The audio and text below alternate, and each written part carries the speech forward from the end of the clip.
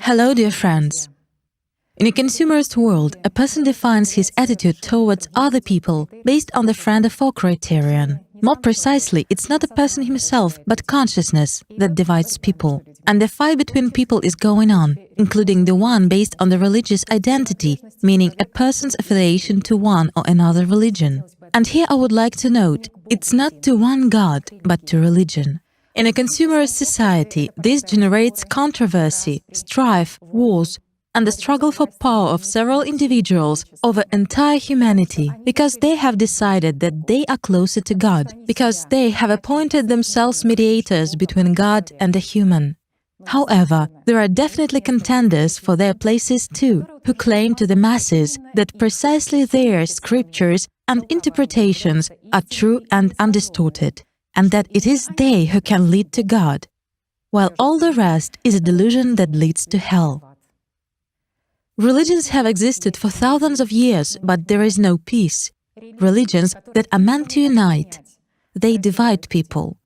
But it is not religions that divide, and certainly not those messages that have been conveyed through their prophets, but it is ordinary people that divide. People who usurp the right of mediation between God and the human being. So today, we would like to touch upon these issues and find out what's going on. Why do people kill each other? What do they not see, being narrowed to the point of argument? How were the scriptures created? And in what form do they appear before a person who sincerely aspires and follows the path to God? Why does it happen that a person seems to sincerely aspire to know himself? He sincerely strives for the truth, but at the same time he is engaged in constant dominance and fighting with the same groups of people just like himself. And probably the most important question is how can we separate grains from the chaff? And how can we not lose our humanity because of all these lies and distortions? How can we, all together, respect and love each other, live in God's love, and not just dream about this while doing the opposite? It's a great pleasure for me to present to you the participants of our meeting today. This is the respected Igor Mikhailovich Danilov. Greetings. Жанна. Greetings. Taisia. Greetings. And Anna. Greetings. One way or another, a person who was born in a certain religious tradition, or a person who is searching for answers to internal questions, innermost questions, he comes across the scriptures of one or another religion. And it turns out that instead of finding answers to the questions, even more questions arise in his consciousness because he encounters contradictions in the sacred texts. The clergy, each in their religion, say approximately the same thing, that it is the word of God, that we should trust the divine revelation, up to the fact that we should even trust every letter. And here a question arises. How were the scriptures created and written in general, and in what form did they reach modern humanity? It seems to me that it is very important to answer this question, because there are really a lot of people who sincerely aspire to God, and consciousness stands in their way, and not only their consciousness, but other people's consciousnesses as well. We studied the sacred texts, scriptures and historical facts of such religions as Zoroastrianism, Buddhism, Hinduism, as well as such world religions as Christianity and Islam. And we've understood that the situation is the same approximately in all cases, that knowledge was brought by prophets and conveyed verbally. Only after a while it was written down by people from memory. A little later, it was selected according to the political will of one or another ruler, and unwanted sources and manuscripts were destroyed. Then, there are plenty of interpretations of these sacred texts, and already based on all these interpretations and numerous translations, a division into various denominations, branches, and trends happens. And what do we have by now? Even within one religion, people are divided. They are artificially divided into friends and foes, although God is one. And of course, we would like to sort these issues out, because it is very important for us to understand that we are not enemies to each other, that we, all people, are one humankind, and that we are one family with a common spiritual goal, and this goal is one for all of us. This goal is to come to God. I surely understand that on the other side of the screen, consciousness of many people, let's say, slips pictures of indignation against the truth that I have just voiced. So, for starters, I'd like to give a few examples of how the Holy Scriptures were created. These examples are solely given for you to see how consciousness works, including your consciousness too. The examples refer to Christianity, the New Testament.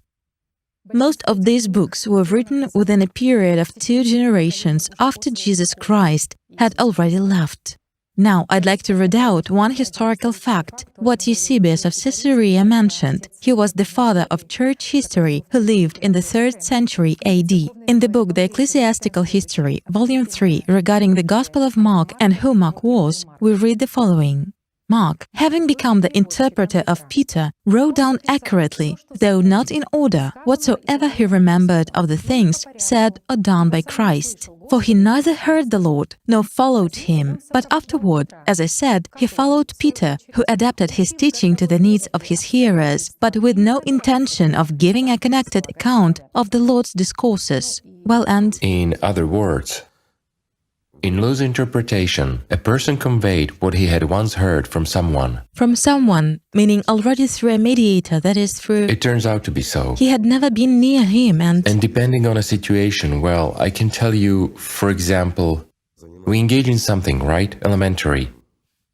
Let's say, we're trying to study the Bhagavad Gita, and I can tell you about what I once heard from someone. Will this have an impact? It will. Of course. Because we're studying the Bhagavad Gita. While with you, for example, we solve some problems of physics. I will tell you the same thing differently, won't I? certainly, using a completely different language. You will have one understanding, you will have another one, and I will have a third understanding, right? Because when I was hearing that, or heard it from someone, a certain understanding came to me. What does an understanding mean? A simple question, friends. Understanding is summation of certain images. That image will prevail, which got formed in me when I heard something. Isn't that so? And the experience a person has, of course, an imprint. That's if you have personal experience. As a rule, everything remains at the level of hearing. Experience is acquired through labor. Yet many didn't bother to work righteously, but were satisfied with the trivial image. There is an image, meaning there is understanding. So why should I work if I already have a ready-made image and understanding of one or another action, right? I already know that after all. I don't have this skill and this experience. I didn't comprehend the profoundness and meaning of what had been said, for example, by a prophet. But an image emerged in me that stands as a certain pattern prevailing in my consciousness. And this image dictates to me through my consciousness. You already know everything. Guys, are there few people who, without making any effort towards self-development, but after a mere listening are satisfied with an image that got formed in them? Consciousness hooks people on that and immobilizes them on the path. Well, you said there were several examples. Yes. Sorry, I digressed. Thank you. Yes. There is another example regarding Matthew, precisely the Gospel of Matthew. What is mentioned about it? Matthew wrote Jesus' oracles in the Hebrew language, and everyone interpreted them as he was able. That is, not only did people write them down from memory, but everyone interpreted them as he was able. Later on, after several hundred years, translations and various interpretations, all this began to be compiled into one. And again, for whose benefit did they start compiling it? For a Christian, for someone who loved Christ and respected him. For sponsors, certain kings and rulers of religions. Who began to shape the Holy Scripture when creating a religion. And actually creating not just a state-level religion, but a world one, right? Well, for starters, he began to create it as a state religion, as a tool to control the masses. If the truth be told, after all, it's true. Pagan Constantine, who remained a pagan till his last breath, and only when he was already dying, then he was baptized, so as to be remembered, and even then it was done at the behest of those near him. If he had left this world as a pagan, Christianity wouldn't be able to dominate in the world as it later did, because its creator, the first ruler, as it turns out, was a pagan and didn't accept Christianity until his last breath. Well, it is bad publicity. That's why he was forced to adopt Christianity on his deathbed. At least it is written so. Yet what do those who were near him at that moment testify? Nothing. There's merely a record that he adopted it. But he never became a Christian in his soul. History. Well, if a person adheres to paganism and polytheism to the last breath, and the more so in the understanding which was professed by Constantine, well, this, was exactly a trend. When the person, in order to please himself, to please everything, such a consumerist attitude, to the most ancient pagan religion which he professed, he appointed himself a god, a supreme ruler, well, and the like. What can we say in this regard, facing the truth? What would he choose and embed in Christianity? The truth? While at that time there were actually true followers of Christ and in sufficient quantity, those very Gnostics, who indeed conveyed the truth and God's word in the utmost purity, and just note, they didn't write it down, they transmitted it to each other, they conveyed it verbally but jointly. If there was no one else around, a person had no right to convey Christ's words as a teaching. It was done jointly by them. Why? Because one person will always distort. That's why a group transmitted it to a group, and it was a succession from generation to generation, and they tried to preserve it all. And again, later on, when describing the Gnostics, they told, it's already later times when there were records and stories, and surely there was a lot of distortion already. But nevertheless, even in later times, when describing the Gnostics and Christianity as a religion, they said that the true followers of Christ taught completely different things and in a totally different way. First of all, they thought that Jesus Christ had brought God's love, which He granted to everyone who would accept it. And there could be no mediator between God and a human being. Yes. That is why everything was different there. Well, it's the truth of life, it's the historical truth that is confirmed. Of course, Christianity itself initially was a real hymn of freedom and love. Of course. But it is also interesting that even up to the moment when Constantine compiled and chose manuscripts, they were convenient because… Well, let's take a look at those very manuscripts, those very Gospels. They all say exactly the same thing, as if using carbon paper. Yes. How many years did Jesus Christ preach? To how many people? How many Gospels were and still are there? Those very Apocrypha Yes. and everything else. But nothing was taken. A very limited part was taken. Why? Because, let's speak frankly, if we gather all the Apocrypha, if we gather all the memories, then if we put aside all the husk added by people, what will be the result of what Christ taught? Right. Allat, true grains, and that's all. It's very simple. Is it possible to build a religious organization based on this, which would be used, again, as a tool of power? Let's speak honestly. People have no fear, naturally. There is love. All people are free, yes. Of course. Whereas this is completely different. That's why it absolutely didn't suit the rulers. Nobody says, guys, I understand that you might think that we are destroying or going against Christianity. No, guys, I'm a Christian myself. I was baptized and I'm a Christian. I love Orthodoxy very much. We cannot go against Christianity or another religion, but But this is true. And the truth cannot be hidden from people, otherwise they can get lost. We're not saying that Christianity cannot bring people to heaven.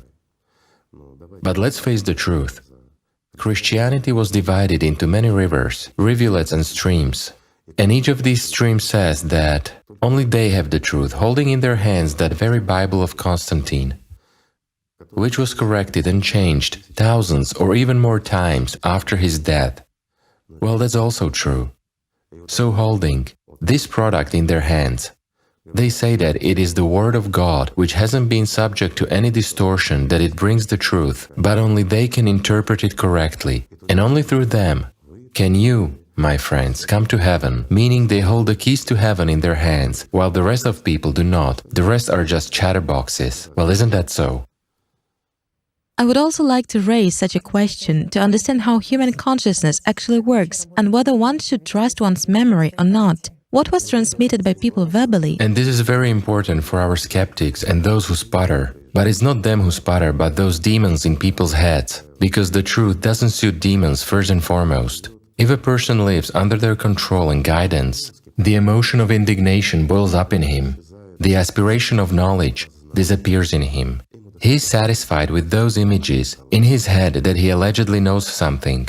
And this image, well, the image, first of all, excuse me, is something that doesn't exist. These are devilish images, and they dominate human life. Isn't that so?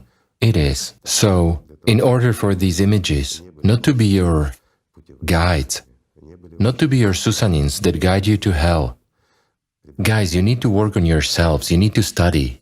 If you really strive for God, then first of all, there should be concrete personal practices and your own spiritual experience. That's the best way, right? Right. That's right, and it's true. And you shouldn't be afraid of the truth, and you shouldn't boil up, not to mention the emotion when people talk about God's love, and there's a confronting emotion which, let's say, tries to spill dirt on us. It comes not from the one who can become an angel in you, but from the one who doesn't want it. You choose whom to be, right now at this very moment, and what prevails in you is what you are.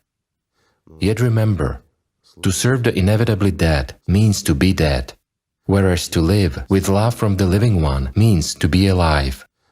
Therefore, you shouldn't judge anyone, let alone us, when we tell the truth. While today, as I see it, we will speak only about the truth that is confirmed historically and scientifically. Actually, it's a fact that cannot be erased. And it is even that fact which those mediators between God and a human failed to erase over many centuries. And in order to dot the I's, let's say, religions have existed for thousands of years. They have existed on that knowledge and on those messages from God, which were voiced to us through the prophets. And for thousands of years, as Tatiana has said, wars and separations have been going on. Yet I'll put it this way, if at least one religion had kept the teaching of its prophet in purity, we would now live in a completely different world. We wouldn't be fixated on ourselves. We wouldn't be divided. We wouldn't fight for epithets of one and the same God, and wouldn't experience crises, neither economic nor all the more spiritual ones. Today, and it's not a joke, today we would be exploring other galaxies. Yet to date, we still cannot fly to the moon. Our science is unable to give us this opportunity, it's just working on it today. Why? Because science is directly connected with our development, sometimes not for the best. So nowadays, a science oriented on self-destruction prevails. That's the vector we have. Am I not right? How much time, money, and everything else do we dedicate to inventing something that will destroy us? Guys, we are all mortal anyway. And how much effort, time, and money do we spend, simply as humankind, on improving everyone's lives? We still have a huge number, a huge percentage of people who live beyond the poverty line in a civilized society. Is that normal? Is it normal that children are still dying of hunger and thirst, when today's science can provide everyone with food and water and ensure a wonderful life for every person? And this is true. Those resources we have, even on Earth, on our planet, are enormous. The scientific knowledge that we, as humankind, possess today is huge. But there is knowledge which exceeds it by billions of times. Yet, even the knowledge which we have now, and which is given to humankind, enables us to build Eden on this planet. Isn't that right? So, friends, who is to blame? Those who tell the truth, or those who keep this world in such a consumerist state as it is? I understand that many of you will say, how does it concern me? It does. Today we will try to tell you what value a person's attention, his aspirations and desires have. What he wants and where he invests his attention, that's what is implemented. This is really so. Yet it is also true what all prophets were saying, who brought here, let's say, those very keys to heaven, as religions claim, although in fact it's not the keys, but it's actually the knowledge that should have been taken and used. Because the path to God isn't thorny, yet it's not easy either, because at every move we step either on a bump or fall into a ditch, which is the devil with his temptations. However, if we don't pay attention to this, to his temptations, after all, he isn't doing anything. He has neither arms nor legs. His arms and legs are our arms and legs. His head is our head. All he has is a whisper that he puts in us, and when we accept it and invest our attention in the whispering that comes to our heads beyond our will. Why beyond our will? Because we have a choice, but we have no will. That's also true. We can choose between what we feel and that which the devil whispers to us. But when we choose what the devil whispers to us, then we exactly fulfill his will.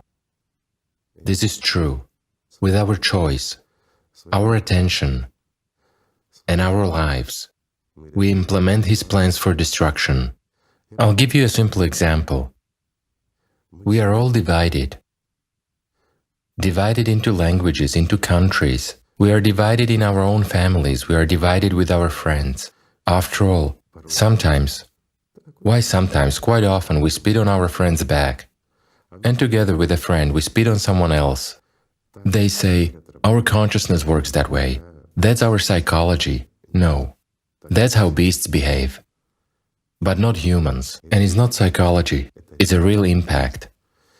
It's really what the devil wants, and we fulfill it. Isn't that so? It is. But it all has to be in a different way, because we are all one family. And in fact, we are all a single whole.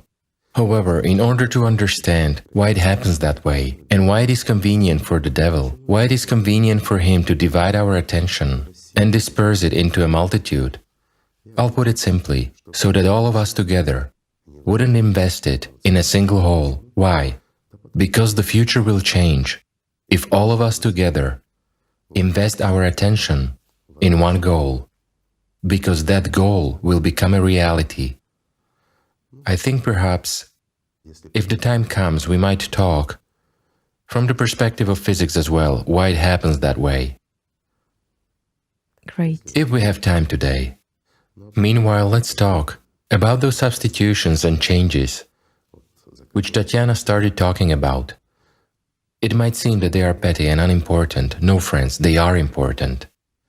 Every distorting word sends you not to the right but to the left, or vice versa.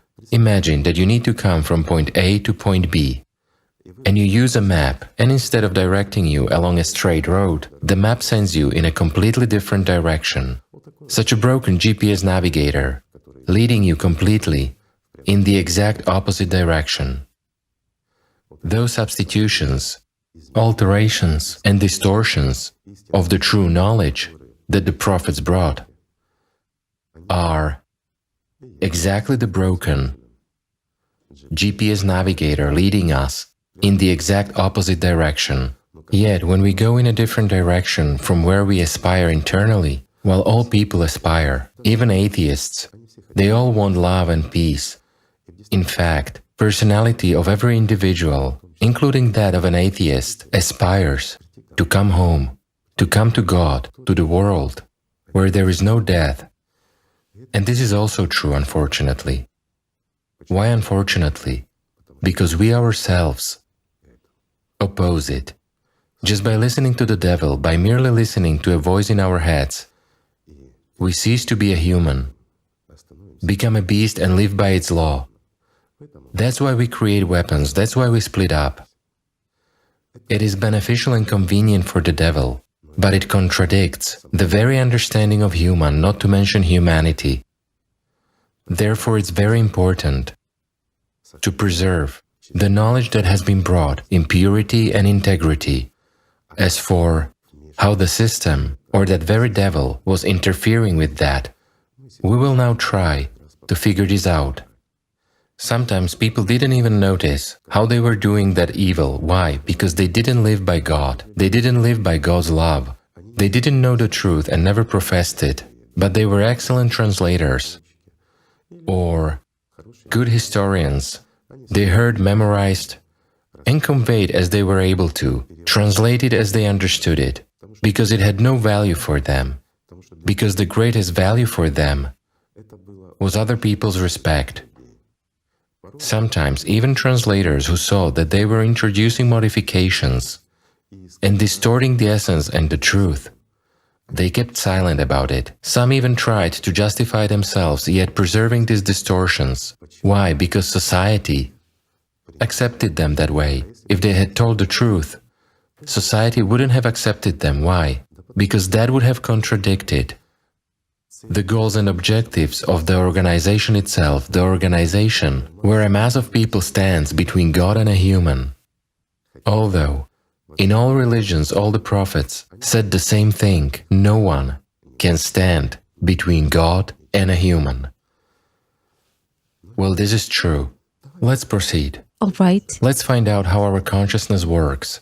How those very demons, iblises, shaitans, and all the rest, whatever we call them, but this is just a whisper that we turn into our life.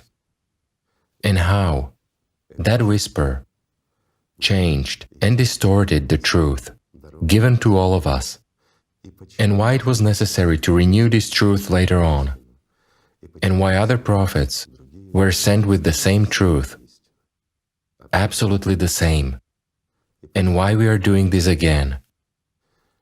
Thank you, Igor Mikhailovich. Well, I would probably like to start with the very first The simple and elementary. simple point that indeed, when prophets came, they transmitted information to people verbally, and then people verbally transmitted it from person to person. And here's a question: is it possible to rely on human memory at all? On memory and consciousness. Right. Indeed. Research has shown that basically any event that becomes a memory can already be distorted beyond recognition. In fact, human consciousness is a falsifier. It keeps the exact image of the event only for a few milliseconds. But when the long-term memory already gets activated, it completely distorts the event beyond recognition. And I would like to give an example of an experiment. It's like a children's game of Chinese whispers, when 5 or more people are required for the experiment. The first one is offered to read a paragraph and retell it to the second one. Then the second one retells it to the third one to the fourth one, and so on. And it is noticed that already during transfer from the first participant to the second, up to 50% of the important information is lost. Wow. And to the fifth... Just note, friends, 50% of the important information. That's what I said. Yes, and the fifth one gets just some scraps of information which are completely different from what the first one read. That's right, yet imagine when it goes from generation to generation. Then what reaches us? It's not even 5 people, it's really... Yes, there's also... These are hundreds of people. Yes, hundreds of people. And thousands of years. Yes, And there is also such practical evidence which is used in litigation practice, where the fate of a defendant depends on what a witness will testify. Of other people. Yes, the life of another person. So, Elizabeth Loftus, professor at Washington University, a recognized expert on memory issues, has discovered that a witness remembers in detail what happened only when he talks about it for the first time. And it's not exactly, he can describe an image and what he has seen without even understanding the essence. There might be already distortions because of his attitude to the situation, from the moment he saw or heard it, what mood he was in, how it affected him, and what image was generated.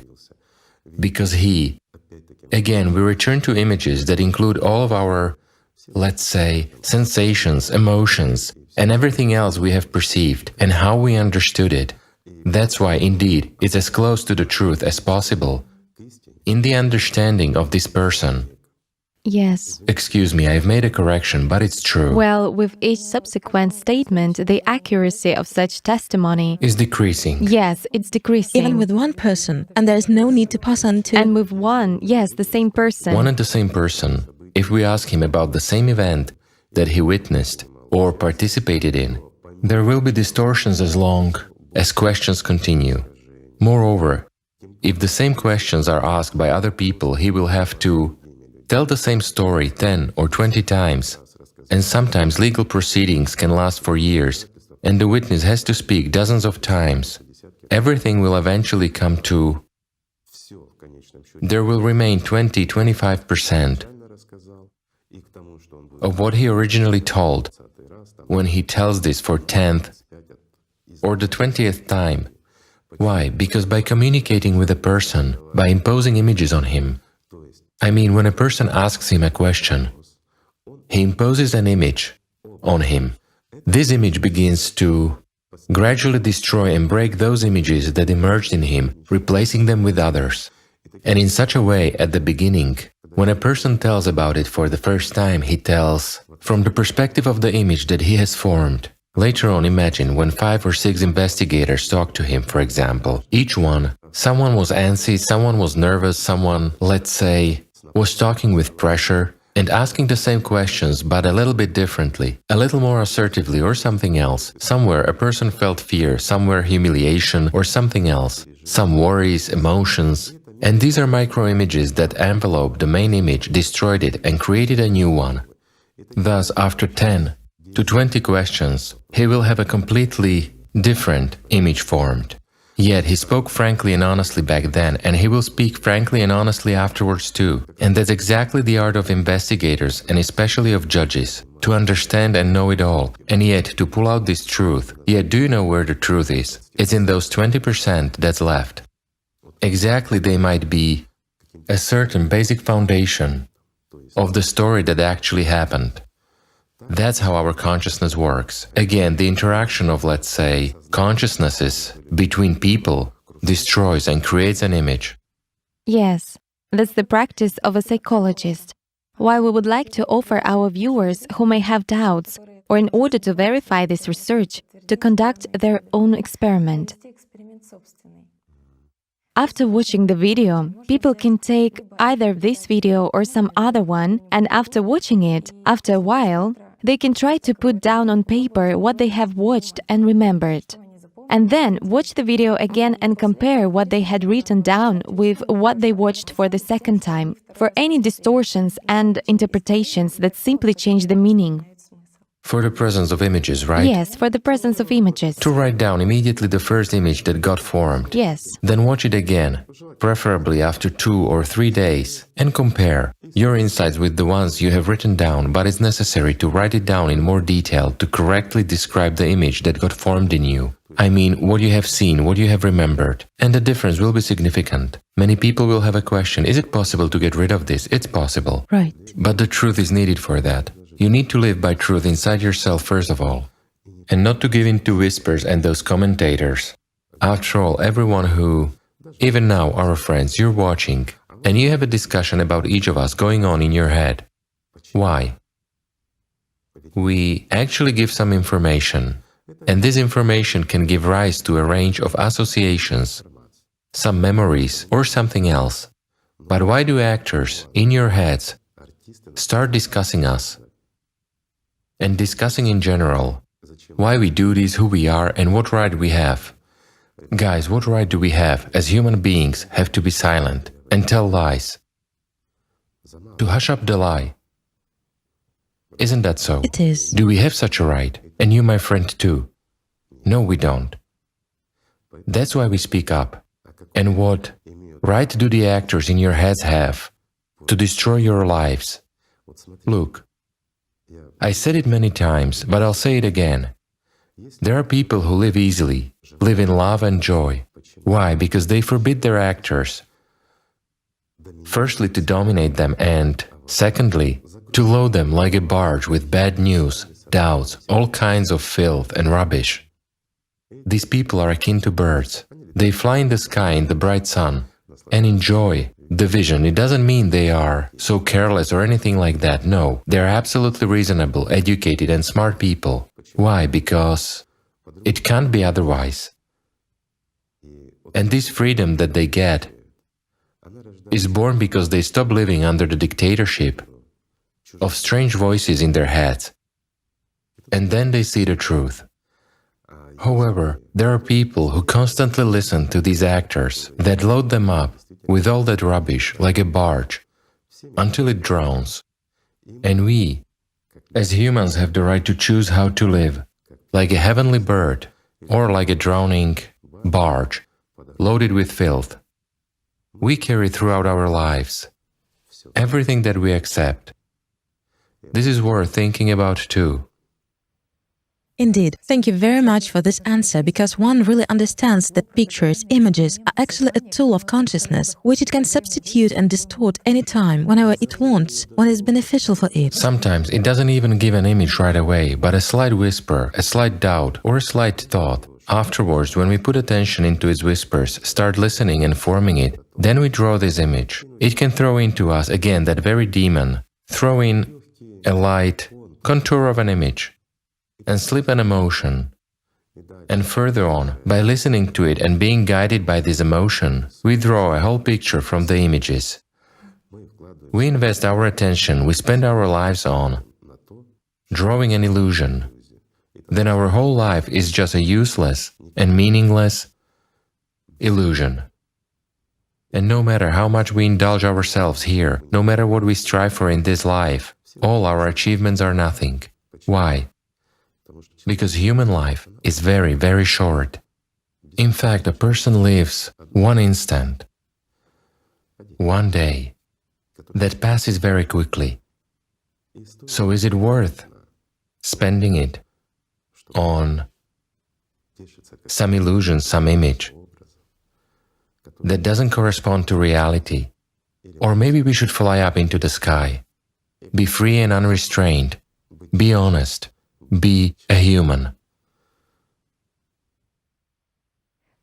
Also, concerning honesty, Igor Mikhailovich, you have just mentioned that there are people who know the truth, but keep quiet. Yes.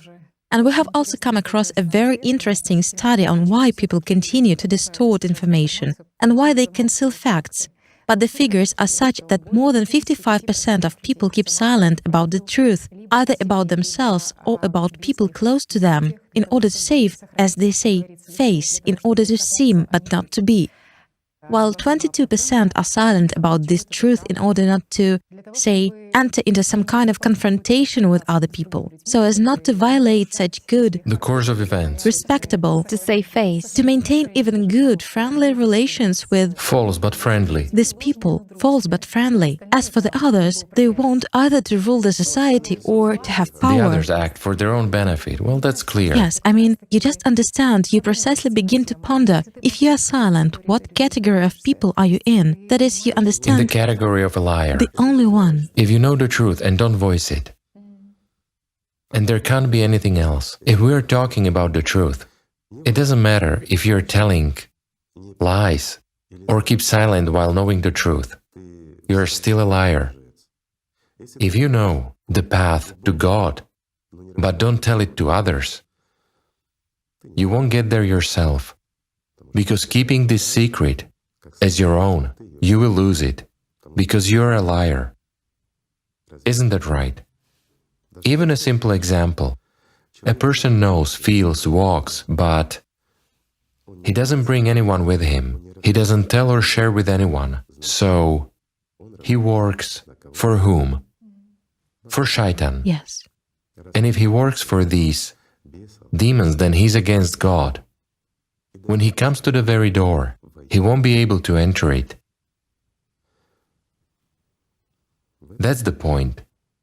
Imagine, we talked about birds earlier, didn't we? Imagine a bird that starts loading itself like that very barge. How far will it fly? We also found this in Islam. When we precisely studied Islam, we also came across such a point that one of the translators of Islam knew the truth, but in principle, let's put it so, he continued to transmit and retransmit lies. Maybe Taya could also share this. It's an interesting point. Yes, I'd like to share this interesting fact. But before that, I think it's important to slightly sort of delineate and portray the picture of the Quranic translations in general. Because, after all, this is important information, and everyone always treats the Quranic translations with reverence. And you know, a question will arise now among our viewers. Why is this girl talking about the Quranic translations? When she doesn't match the image of a Muslim woman, what right does she have? And why does she bring up this issue at all? You know how? It's because she is an expert, an Arabist, an Orientalist. Yes, I'm an Orientalist. And simply a person who sincerely got imbued with this. And seriously approached the research of this issue. So we are sorry that she doesn't match the images which you are used to seeing. Yet she's a person who studied the subject and is involved in science. Not indifferent. And not indifferent. That's why she has the right to say what she has found. And because she has knowledge of languages, including Arabic, right? That's why she could perform a comparison. Right. With ancient sources, the earlier ones, the true ones. It's about the purity of Quran, about substitutions which are there, and all the more with translations. Yes, indeed. I was interested in this subject back at the university, when we were in Egypt, when I was in Morocco too, and when I visited libraries. And I've always been interested in the very essence of the Quran translation. Why? Because there are different approaches to the Quran translation in general. I mean, there are translations of the meanings, there are literal translations, and there are poetic translations. Why? Because some scientists believe that the Quran is entirely a metaphor. It means that... Note, guys, my friends, she has now said the key point, that the Quran is entirely a metaphor. Yes. Excuse me, this is the Quran. This is what Allah Himself passed on through Jibreel to the Prophet Muhammad. This is the truth that came into this world in order to remedy the situation with the distortions that had been introduced by people under the influence of those very shaitans, those very demons, whatever we call them. But those distortions had to be corrected, which were formed after the same truth had been brought by Jesus Christ. It was a renewal for the salvation of, let's say, people and the masses. And someone allows himself to translate it as a metaphor. Free thinking. And what is free thinking? Who thinks freely? Whose will? Whose will? Same as democracy, right? I'm sorry, but it's true. Yes, meaning, when they translate the Quran, some people simply immediately interpret it. Some translate it literally, and some translate it in verse. And the most interesting thing is that, despite the fact that so many years have passed, there is no single formula for translation of the Quran, which everybody would agree with, meaning how to translate it correctly. However, there are many rules and regulations that a person who has decided to translate the Quran should adhere to. Along with those very logical for consciousness, for example, the knowledge of both languages, of course, knowledge of syntax, grammar, balagha, this is the Arabic versification, and so on, we encounter the following, which seemed very important to me. An interpreter, a translator of the Quran, must have ilmuladuni, the sacred knowledge that Allah revealed to him as a result of his adherence to the Quran and the Hadith. Because in the Hadith it is said, whoever is the one who follows the acquired knowledge, to him Allah will also reveal those sciences which he didn't know. And here, I'd like to say that if we don't understand the inherent meaning embedded either in the Quran or in another holy scripture, it is simply pointless to translate it. It's impossible to translate it in such a way as to preserve the very essence and the entire meaning. It's unrealistic. If a person doesn't love God sincerely and doesn't truly serve the spiritual world, he's ruled by the shaitan. He will surely change commas, but will present it in such a way that nothing is altered, and he will argue that this is the truth. Exactly. Unfortunately, it's true. And we can see it. Now you're talking about the translations of the Quran, and if we consider how the language was changing at the time when the Quran was first written, and let's say later on, and what changes were introduced in the Quran itself, in the first Quran and in the Qurans that followed, but all of this is also tricks by, excuse me, a person of weak spirit. Certainly. But then let's go back to how it was compiled in general, because if now... And who compiled it and how it was compiled? Yes. Let's start from the beginning. From the beginning, if I may, I have information then. Let's go back to the beginning. Let's go from the beginning, because there should be logic. Let's forget about translations for now. Okay. We'll get back to them. Yes, let's go from the beginning. How was the Quran compiled? Yes. This is important. Yes, it's very important indeed. Because when we study different religions and different scriptures together, we realize that this is actually very similar. Everything is similar and everything is identical. Everything is similar and identical. It was compiled after the Prophet's death. Caliph Osman instructed the Prophet's ex-secretary to collect all records and make the original summary. It turns out that the ex-secretary collected everything that was available, everything that had been written down by people, because people were also writing down after the Prophet. The Prophet didn't write anything himself. And we already know the way people think, how information is passed on, and... Yes, exactly. And along with him, several other people were engaged in the same job. Respectively, 4 versions of Allah's commandments and teachings of the Prophet appeared. Guys, and here's the key point. This isn't said to offend anyone. We really don't want to offend anyone and cast doubt on the Quran or any other religion. We are just talking about the truth right now. So pacify your shaitans in your heads. So now, there was the key point. 4 versions of the initial Quran. Yes. How is this possible if the Prophet spoke of the truth? There cannot be 4 truths. There cannot be 2 truths. The truth can be one. And here is exactly reflected how consciousness works. When they started to write down the Quran, they began to shape the religion, which immediately began to be divided into fragments. In other words, the flag that was brought here by the Prophet, who received it from Jabrail's hands by the will of Allah himself, was torn apart by people. The banner under which all Muslims of this world should have been standing, and a Muslim is first and foremost the one who loves Allah. And that banner was torn into several branches right then, when the organization itself was being formed. This must be known and remembered when you think of Allah or the Prophet, peace be upon him, because this is true, and this is on the conscience of each of us. Yes, and there is another point. I didn't mention it, but now that you mentioned it, I realized that this is also worth mentioning. Why in general did the consolidation of the Quran begin? Because Caliph Osman had a need for a common law that would be supported by the Prophet's authority. That's a very important point too. I mean, why? What is the reason why they even decided? Forming of an organization. Yes. Which would establish his rights legally and elevate him above everyone. Yes. Such a false authority, yes. Yes, and when these 4 editions were compiled, Osman ordered to make one edition of these 4, which was then officially canonized in the year 656, while all the rest were destroyed. Doesn't it remind you of anything? Wasn't it the same 300 years before? Doesn't it look like the tricks of pagan Constantine? I'm not saying anything, I'm just asking. It's up to you to decide, my friends.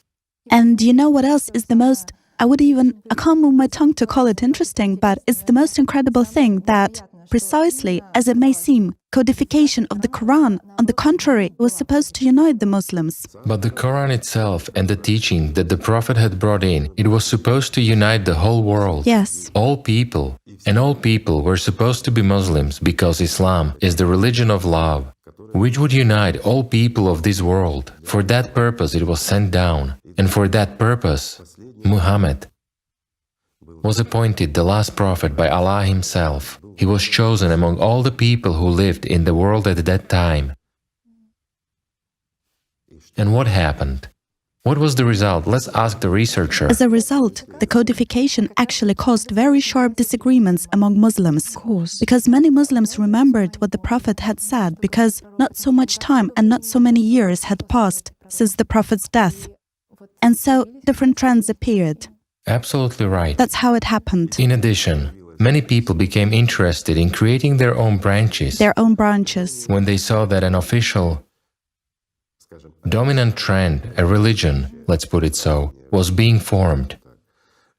And by that time, there were already clans, or we can call them sects, whatever. But other trends of religions already began to be formed. Of religions, I emphasize, because there were already their own codes of laws. And again, the Prophet himself served as an authority for them. Yes. Isn't that so? It is.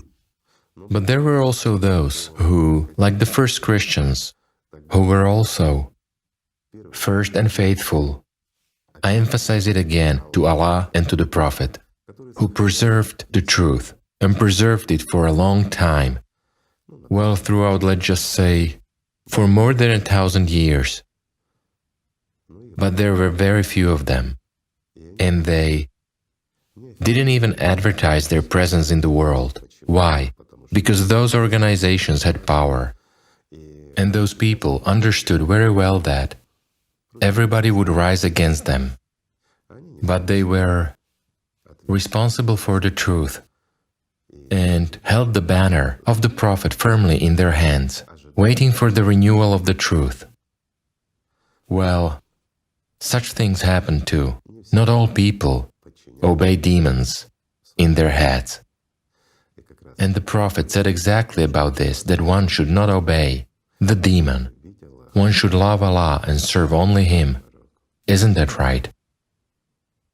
Nevertheless, human weakness, predominant images, desire for power, selfishness, pridefulness, well, and those who tear many of you apart inside, right now, are precisely those very shaitans who are not interested in people being one family. We already talked about that. Yes. Therefore, trends and religions are formed. When a single banner is torn into pieces, it was so. And this is what Taya is telling us now. Yes. And now we can return to translations, because knowing the whole story and also realizing that not only were there problems with the Quran being codified, but later there were also problems with translations. There is no single formula for translations.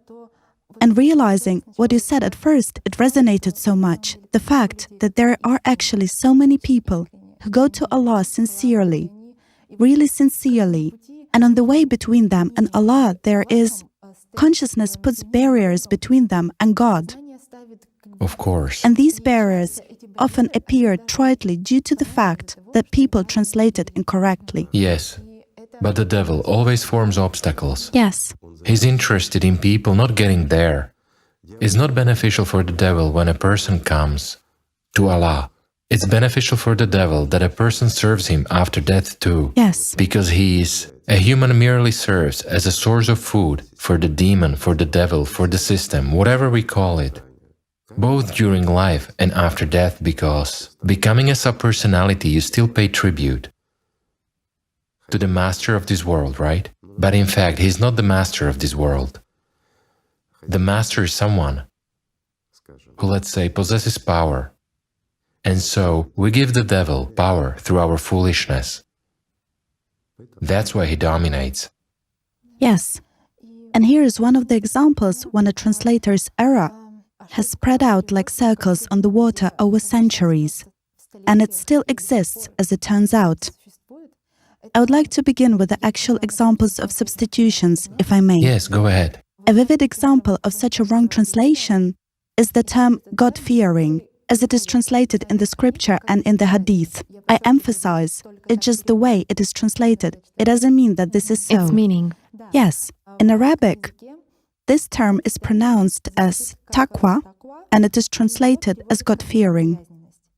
It originates from, if we look up the etymology in the dictionary, if we open the ordinary dictionary by Baranov, which all Arabists know about, and look up the etymology, we will see that the etymology of this word is derived from the verb to secure, to guard, to protect. In the original form, nothing is said about fear. So, if we correctly translate the original form, which we translate as God-fearing, then instead of God-fearing, it will be as follows: protection, guarding the soul from what is dangerous for it. Either to fear God or to guard one's soul, yet what is dangerous for the soul?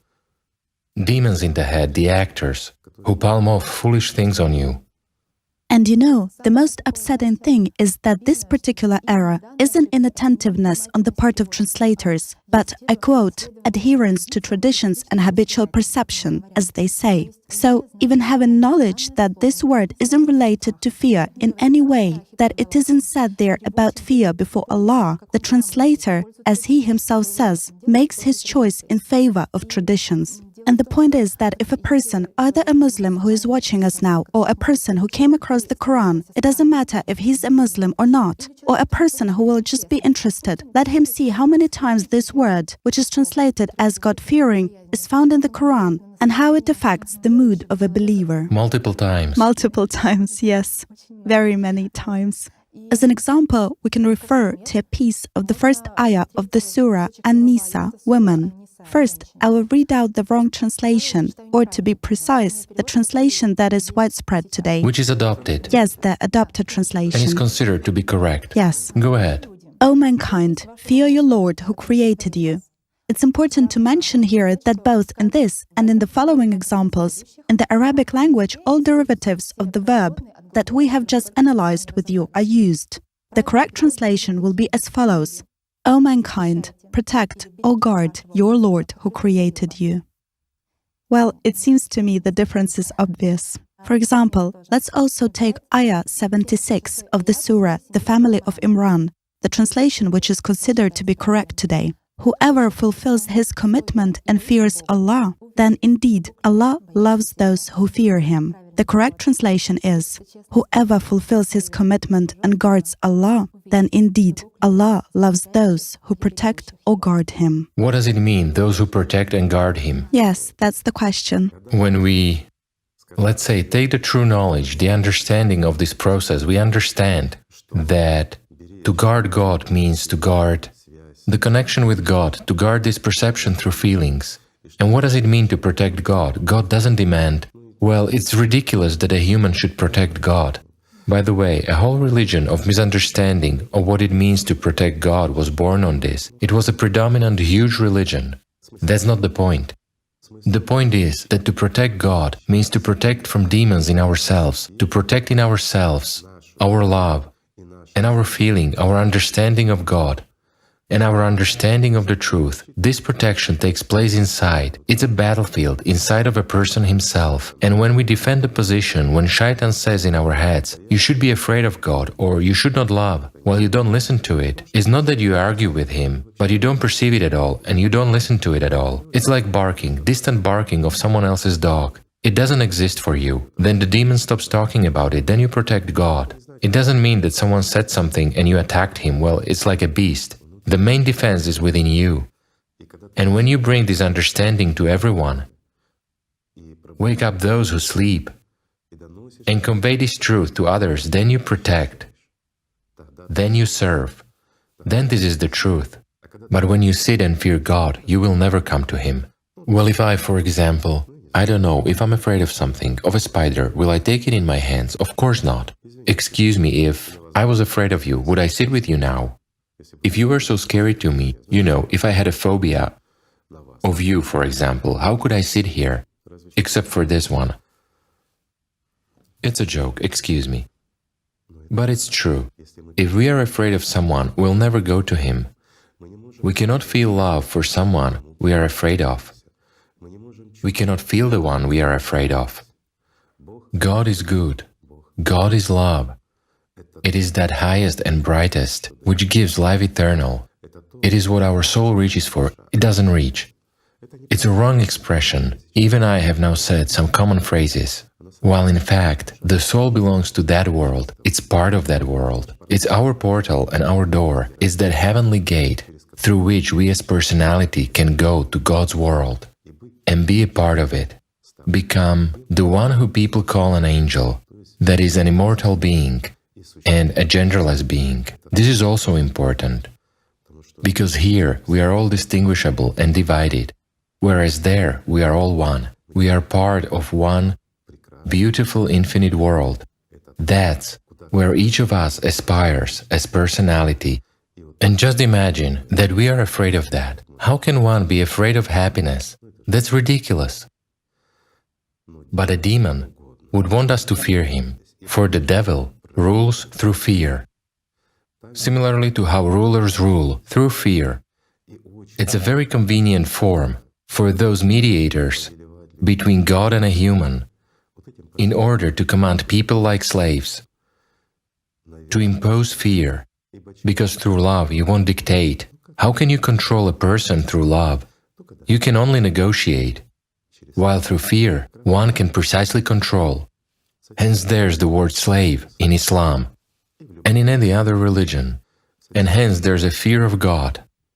Although none of the prophets ever mentioned this, that's the truth.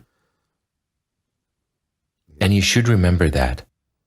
Yes, we will also talk about the word slave. Now, I'd like to continue speaking about God-fearing, because this term is present in key understandings of people. What you've just said about God's world, paradise, is mentioned here as well. For example, in the same surah, the family of Imran, in ayah 133, it is said, "And vie with one another, hastening to forgiveness from your Lord, and to a garden whose breadth is as the heavens and earth, prepared for the God-fearing." The correct translation is, "And vie with one another, hastening to forgiveness from your Lord, and to a garden whose breadth is like heaven and earth, prepared for those who protect, guard Allah." Is there a difference? Of course. There is. A substantial one, right? Just for those who want to understand what is the difference when we take care of this precious divinity inside. We don't let any thought, any confrontation in. We disarm the devil, we make him weaker, and then, willing or not, we become servicemen of the spiritual world. We are already a part of its army here, in the darkness of this world, in this hell. Why? Because we bring light, and we take power from the enemy of humankind, because we don't feed him, we don't make him stronger. That's the right thing to do. And that's what Jabrail told the Prophet Muhammad about. But how do mediators interpret this? You must fear. That is, the devil controls you through them. And he, the devil, speaks through those who have a tongue and through those who listen to him, so that you listen to him and be afraid. Yet what does it mean to fear God? It means I do as I'm told, but inside I oppose and I hate. I fear. It's a negative emotion that will never lead to love, to the revealing of personality, or to personality approaching the soul. Meaning, it's an utterly closed heavenly gate inside a person, and the key is lost. For we ourselves give this key to the devil and give him the right to control us. This is very serious for those who really love Allah, for those who respect the Prophet Muhammad, and for all who love one God. God is one for everyone in all religions. There cannot be, say, multiple gods. God is one. All those who understand it and all those who strive for the spiritual world and love God are all Muslims, whatever we call them. These are epithets. Christians, Muslims, those who love God. Yes. Also in Surah 77, the emissaries, in ayah 41, the following is said about Judgment Day. "Truly the God-fearing shall dwell amid shades and fountains." And it's interesting that there isn't just one mistake here, but even two. Why? Because the word thalala, which means shade, it was translated as shade, also means shelter. In a shelter. Yes, and the correct translation will be, those who guard God will be in a shelter among springs. On Judgment Day. Yes, That means they will be safe. yes. While the translation says, not only will they be amid shades, and who is the only one hiding amid shades, I would say this ayah is true after all. Why? If we look from a different perspective, we will see Those who fear God will be amid shades. the one who fears God will be amid shades, while only demons live amid shades. Where an angel is, there are no shades. Or am I wrong? Great. Well, you see, the devil makes blunders too. And he often talks bluntly and openly, just makes us understand it differently. There is another example from the Hadith which touched me very much. They say that during the Hajj in the valley of Mina, the Prophet turned to people and said, beware, the Arabs have no superiority over non-Arabs, nor is the non-Arab superior to an Arab. A dark-skinned man has no superiority over a white-skinned man, nor is a white-skinned man superior to dark-skinned man, except the God-fearing ones from among you. But if we translate it correctly, then it will turn out that, He has superiority. yes, right, that except by guarding one's soul. Great. Absolutely, regardless of one's skin color or race. Yes, We are all one, it's here where we are different. The soul has no color, neither gender nor color. Of course, in all religions, by the way, it is said about this, exactly about the fact that all people are equal. It is mentioned in many religions, including Christianity. Yes, indeed. There is such a quote in Christianity. It is in Galatians 3:28. It reads as follows: There is neither Jew nor Gentile, neither slave nor free, nor there is male and female, for you are all one in Christ Jesus. That all people are absolutely equal. Yes. And this is very valuable, of course. yes. Now I would like to proceed to a very serious substitution. When in many religions, not only in Islam, we came across the word combination God-slave, and in general, that a believer is called by the word slave. And if we consider specifically Islam now, and specifically the Arabic language, the Arabic word for slave sounds like abdun, and it is derived from the verb abada, which means to serve, that is, not to be in slavery. It has nothing to do with slavery at all. Exactly the opposite. Yes, Yet why was the concept of a slave introduced into many religions? After all, it's everywhere. In the main, both in Christianity and the like. This is just a consequence of the consumerist format, which has been dominating our society for 6,000 years. That's why slavery is a natural component of the consumerist format of the society we live in. Someone is a feudal lord while someone else is a slave. Mediators have always sought to become feudal lords and make all of us slaves. That's their dream. In fact, that's what Iblis embedded in their heads. That's why the word slave became common, because mediators had appeared. You know, a consumerist society was also mentioned. Indeed, it seems that the word slave was actually, in Christianity, it can also be translated in different ways, as a slave, a servant, and the one who serves. But in a consumerist format of society, only one image of a slave is actually drawn. Even if there is a word, the one who serves, the picture is different. A rightless creature who Yes. must serve his master. Yes, that's not a heart affection, but another... Yes, and just look, a simple pattern. By the word of God, it is imposed on you that you are a slave, a rightless creature who must serve his master. And it is suggested that your master is God, whom you should be afraid of. But they immediately appoint themselves mediators. Yet we are mediators, meaning there is a master, and there are his mediators who have the same power as the master. So what should we do? We should bow, kiss hands, and listen to people like us, who have the same problems, and who are even more manipulated by Shaitan, Iblis, the devil, or the system, and no matter what we call it, but it is so. Or am I wrong? So, a simple question, why? On his path to God, should a person who loves God and strives for Him kiss hands and bow down and listen to those who are not worthy of that? Should he bow before those who serve Satan? That's why the Quran was sent down, in order to correct the mistake made by those who had usurped the knowledge brought by Jesus Christ and had made a tool of it. Let's say, a whip for slaves. To make a whip out of the knowledge. Are those ones human beings? A simple question. Yes, and we can see in specific examples how replacing a word completely changes the meaning of the ayah. For example, in Surah 89, in ayah 27:30, to the righteous it will be said, O you, the one in complete rest and satisfaction, come back to your Lord, well pleased yourself and well pleasing unto him. Enter you then among my honored slaves, and enter you my paradise. So, the correct one is, O you, the one in complete rest and satisfaction, come back to your Lord, well pleased yourself and well pleasing unto him. Enter you then among those who sincerely serve me, and enter you my paradise. And here's the difference, to be a slave and to serve. The difference is huge. To serve means to defend wherever you are. Exactly the interest of the spiritual world, to serve only God, Allah, or no matter what we call Him. He is one. To love Him and serve Him, or to be His slave,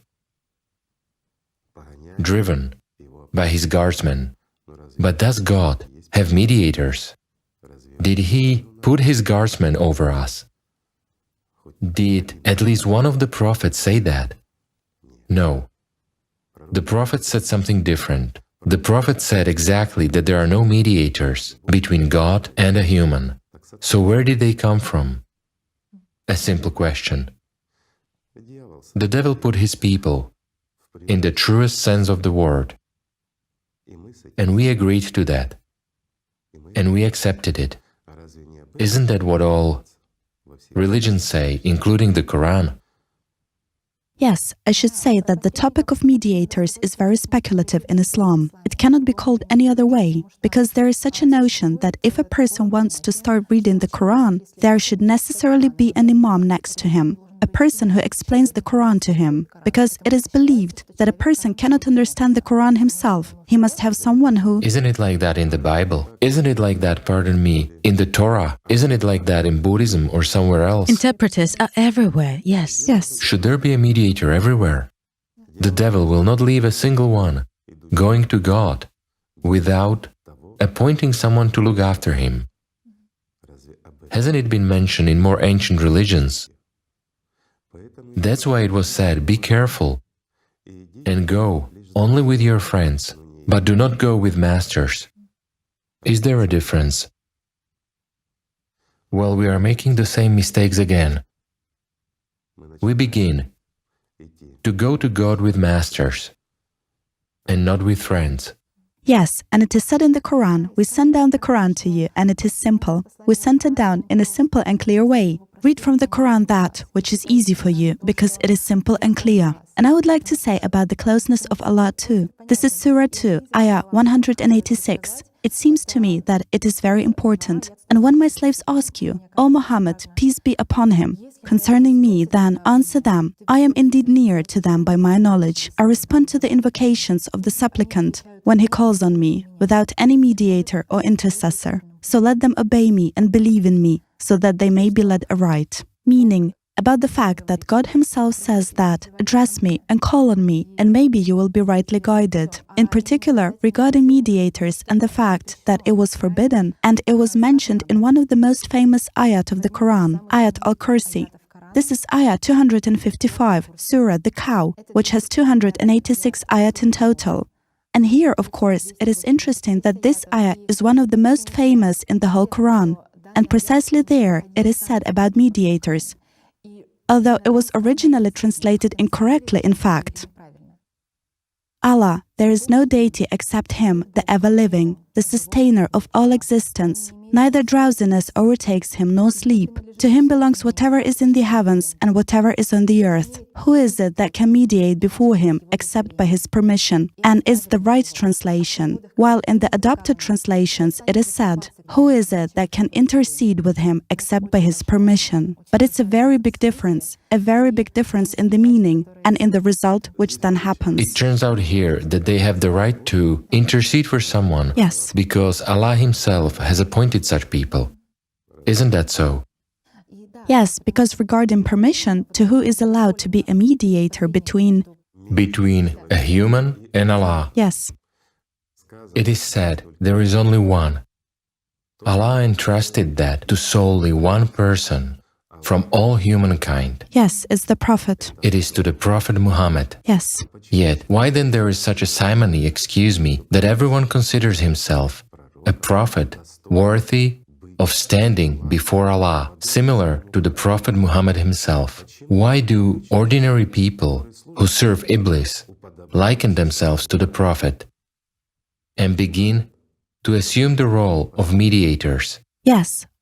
Although even the Prophet was told, go to people, but you have no unlimited power over people. Moreover, it was said that if it had been Allah's will, people would all have come to believe, but the point is different. Of course, the point is different. Why would Allah force anyone to love Him?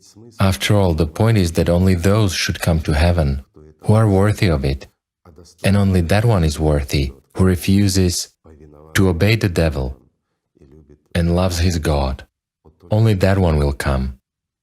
Only through love for God can one enter heaven, and only by refusing to obey the devil. Yes. I mean, let's say, using a simple slang word not to get duped by his temptations.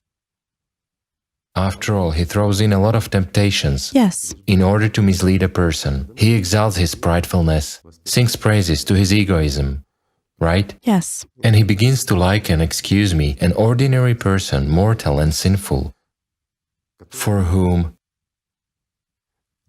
no day or minute passes without listening to the hissing of a demon in his head and perceiving this as his own.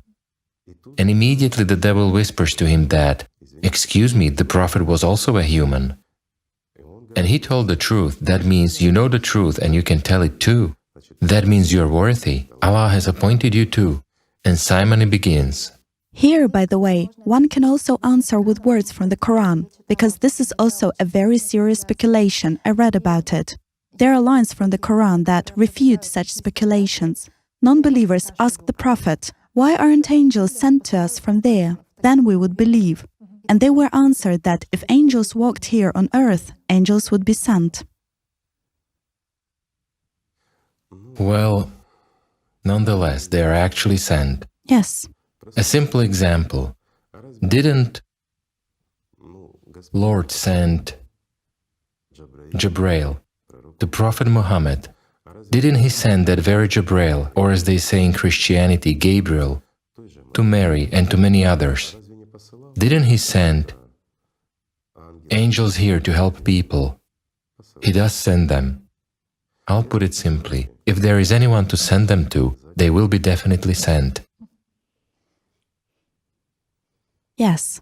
Also, what is said about Iblis, whom he can tempt and whom he cannot. In Surah 15, ayah 39-40, it is mentioned, Iblis, Satan, said, My Lord, because thou hast sent me astray, I verily shall adorn the path of error for them in the earth, and shall mislead them every one, save such of them as are thy perfectly devoted slaves. We understand that this... Here, there is a substitution again, a slave. Yes, although it's a very important point in the Quran, a very important one. Of course, it is extremely important indeed. It's a very important point. Save thy slaves. But it means, except those who serve you, because about them... Who serve sincerely. Who serve sincerely, of course. For he has no power over them. And here, guys, what I like the Quran for, it really contains so much truth. Yes, even though it's distorted, yes, even though there are substitutions, but there is the truth. You just have to see it right. And the Quran is really simple and easy to understand. And it is clearly stated that the devil has no power over those who serve Allah. The Quran contains so much truth. And yet, the consumerist format distorts everything. How many Muslims are there in the world? And it's just scary that they live by substitutions. It is scary when a human lays down his life, lives by images, and thinks that he is sinless, while the devil leads him to hell. It's really scary. And there are also ayat from the Quran regarding this, Of course there are. regarding what a person thinks about the fact that he is sinless. Because the following is said in the Quran, in Surah 14, ayat 22. It's said about Judgment Day, and Satan will say, when the matter has been concluded, indeed, Allah had promised you the promise of truth, and I promised you, but I betrayed you. But I had no authority over you, except that I invited you, and you responded to me. So do not blame me, but blame yourselves. I cannot be called to your aid, nor can you be called to my aid. Indeed, I deny your association of me with Allah before. Isn't Iblis right in this case? He's right. He was just talking, and he's just whispering, while it is us who act. He himself admits in the face of Allah that he is powerless. He is powerless over us until we want this, until we pay attention to an image he sends to us, to an emotion he sends to us. We have the right to accept or not to accept it. But if we accept it, the devil has nothing to do with it. It's our fault. Because for us, this is a much greater temptation than love for God. For us, our pridefulness, our selfishness is a much greater temptation than the service to Allah. It is easier for us to hide in the shadows than to be a light that dispels this darkness. A consumerist format, everything is twisted. And the devil makes a man a wolf to a man. But we can change all this, if we want to. Isn't that right? And it's been said in all religions. No matter how much Iblis tried to distort them, I mean those messages that were brought in, but the essence still remains. For if they removed the essence, their religions would be unattractive. So they had to leave at least some crumbs for us to feel them. But those crumbs are more than enough for a true seeker to separate the grains from the chaff, because the chaff is destructive, as we had already heard and understood. But when the mediators insist on the chaff, we should not listen to them. We should listen to our hearts. We should feel love for God. You will receive love from Him when you share yours, whereas from the devil you will receive nothing, except the state of subpersonality or hell, speaking the language of religion. It is us who choose what should be and what shouldn't. Yes, and what you say regarding feelings, the fact that one should feel, besides the ayah al-Kursi, which I already told you about, there also exists Surah 112, which is called Al-Ikhlas. As the Prophet himself said, this surah is, by him in whose hand my soul is. That equals 1/3 of the Quran. It's one of the shortest surahs in the Quran and... But it's the deepest one. Yes. And this indicates the modesty of the Prophet himself, because it is much more powerful than 1/3 of the Quran. It contains the whole essence of the Quran. Yes. And the name of the surah is very important. And here we can see a very significant substitution. First, I'll read the modern translations because they are the same. So the title of Surah 112 is The Purification of Faith. Say, He is Allah the One, the self-sufficient Allah. He begets not, nor was He begotten, and there is none co-equal or comparable unto Him. But in another translation, we can read the following. The title of Surah 112 is God's unity or sincerity of feelings. Say, He, Allah, is one, Allah the Eternal. He begets not, nor is He begotten, and there is none like unto Him.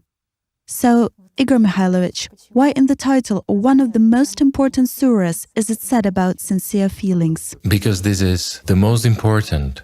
Because the keys to the gate of heaven are exactly sincere feelings. There is nothing else. That's the point. Thank you very much for the answer. I would like to touch upon the topic of heaven too. There also exist quite serious substitutions. In modern translations, we see the following version. Then Satan caused them to slip therefrom and brought them out of that they were in, meaning brought them out of heaven. But if we read the earlier translations, we will see the following version. But Satan made them slip and removed them from the state they were in. And the difference here is huge.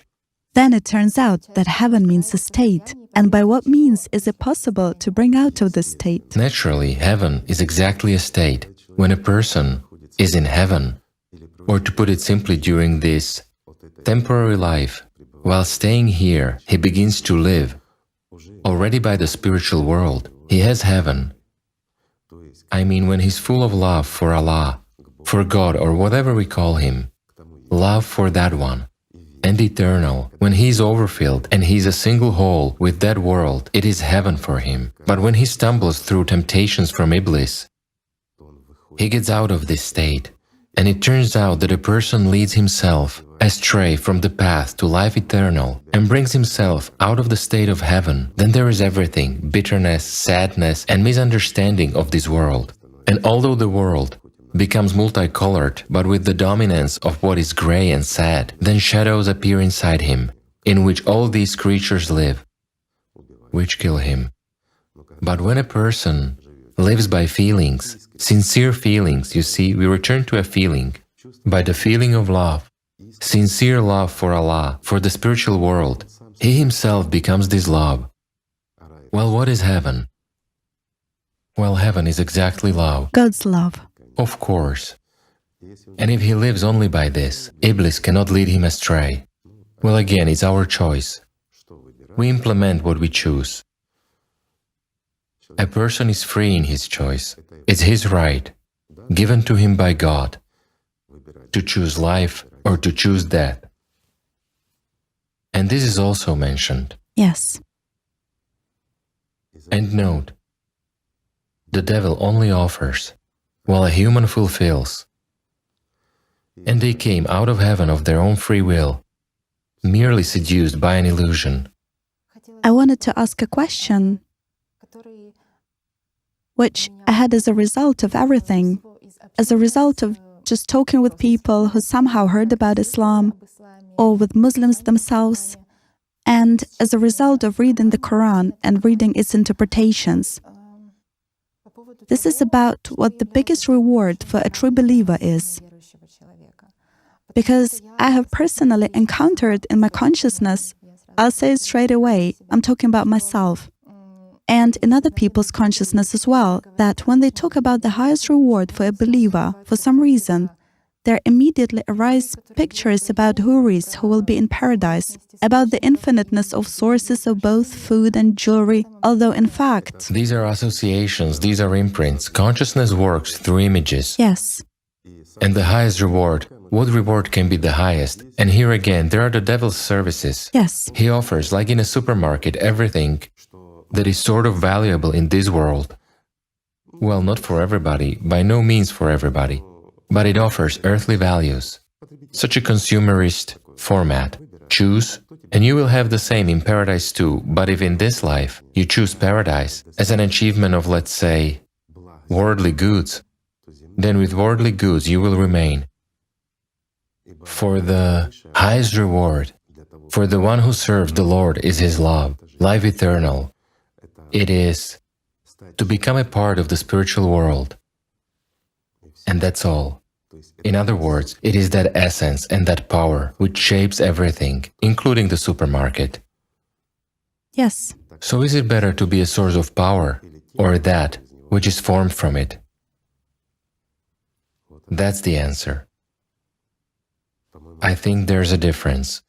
But when a person is faced with the choice, there come significant substitutions. Again, you have to understand the devil and not judge him too severely. His only guilt is that he feels hungry all the time. Just that. But it is us who feed him and endow him with power. And the more power we endow him with, the more he influences us. Nothing more than that. But when we sincerely serve only God. When we refuse these supermarket offerings that He foists on us, when we don't live by our egoism and pridefulness, then we attain everything.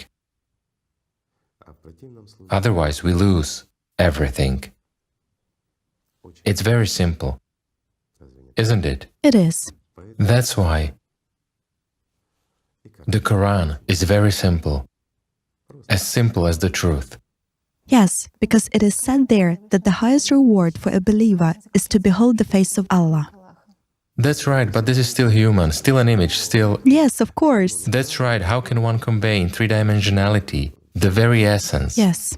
For the understanding, especially of people who only come into contact with the truth, the highest reward is to behold His face, meaning to become a part of Him. Everything is simple. Yes, in the Quran, it is also said about the creation of a human, that a human being was created twice, and about the creation of a human in general. About the fact that a human being was created twice, it is mentioned in other religions too. Yes. And this is really so. Yes. A human is created as a beast, and a human, he is created as a human being. Yes. If we put it bluntly, the way it actually is, first a vessel was created, a beast, and then a soul was settled inside it, that which distinguishes a human being from all beasts. Do you know what the most interesting thing is? That speaking the language of modern physics, particularly of quantum mechanics, this is confirmed. Science confirms that a human being is the highest creation, at least on Earth. Although, frankly speaking, as far as we know, among all creations, there is nothing and no one above a human being in the universe. Because in this case, human implies not a two-legged creature with two arms and two legs, such as we see each other being accustomed to an image, but a human in this case implies a presence of the soul and personality, and unfortunately, of consciousness. Why unfortunately? Because if there was no consciousness, we would all be angels. Isn't that so? It is. And according to this law, the whole universe exists, and this is not a fantasy, but a reality, my friends. It's billions and billions of inhabited planets, and millions of various races and nations, let's say, speaking our earthly language.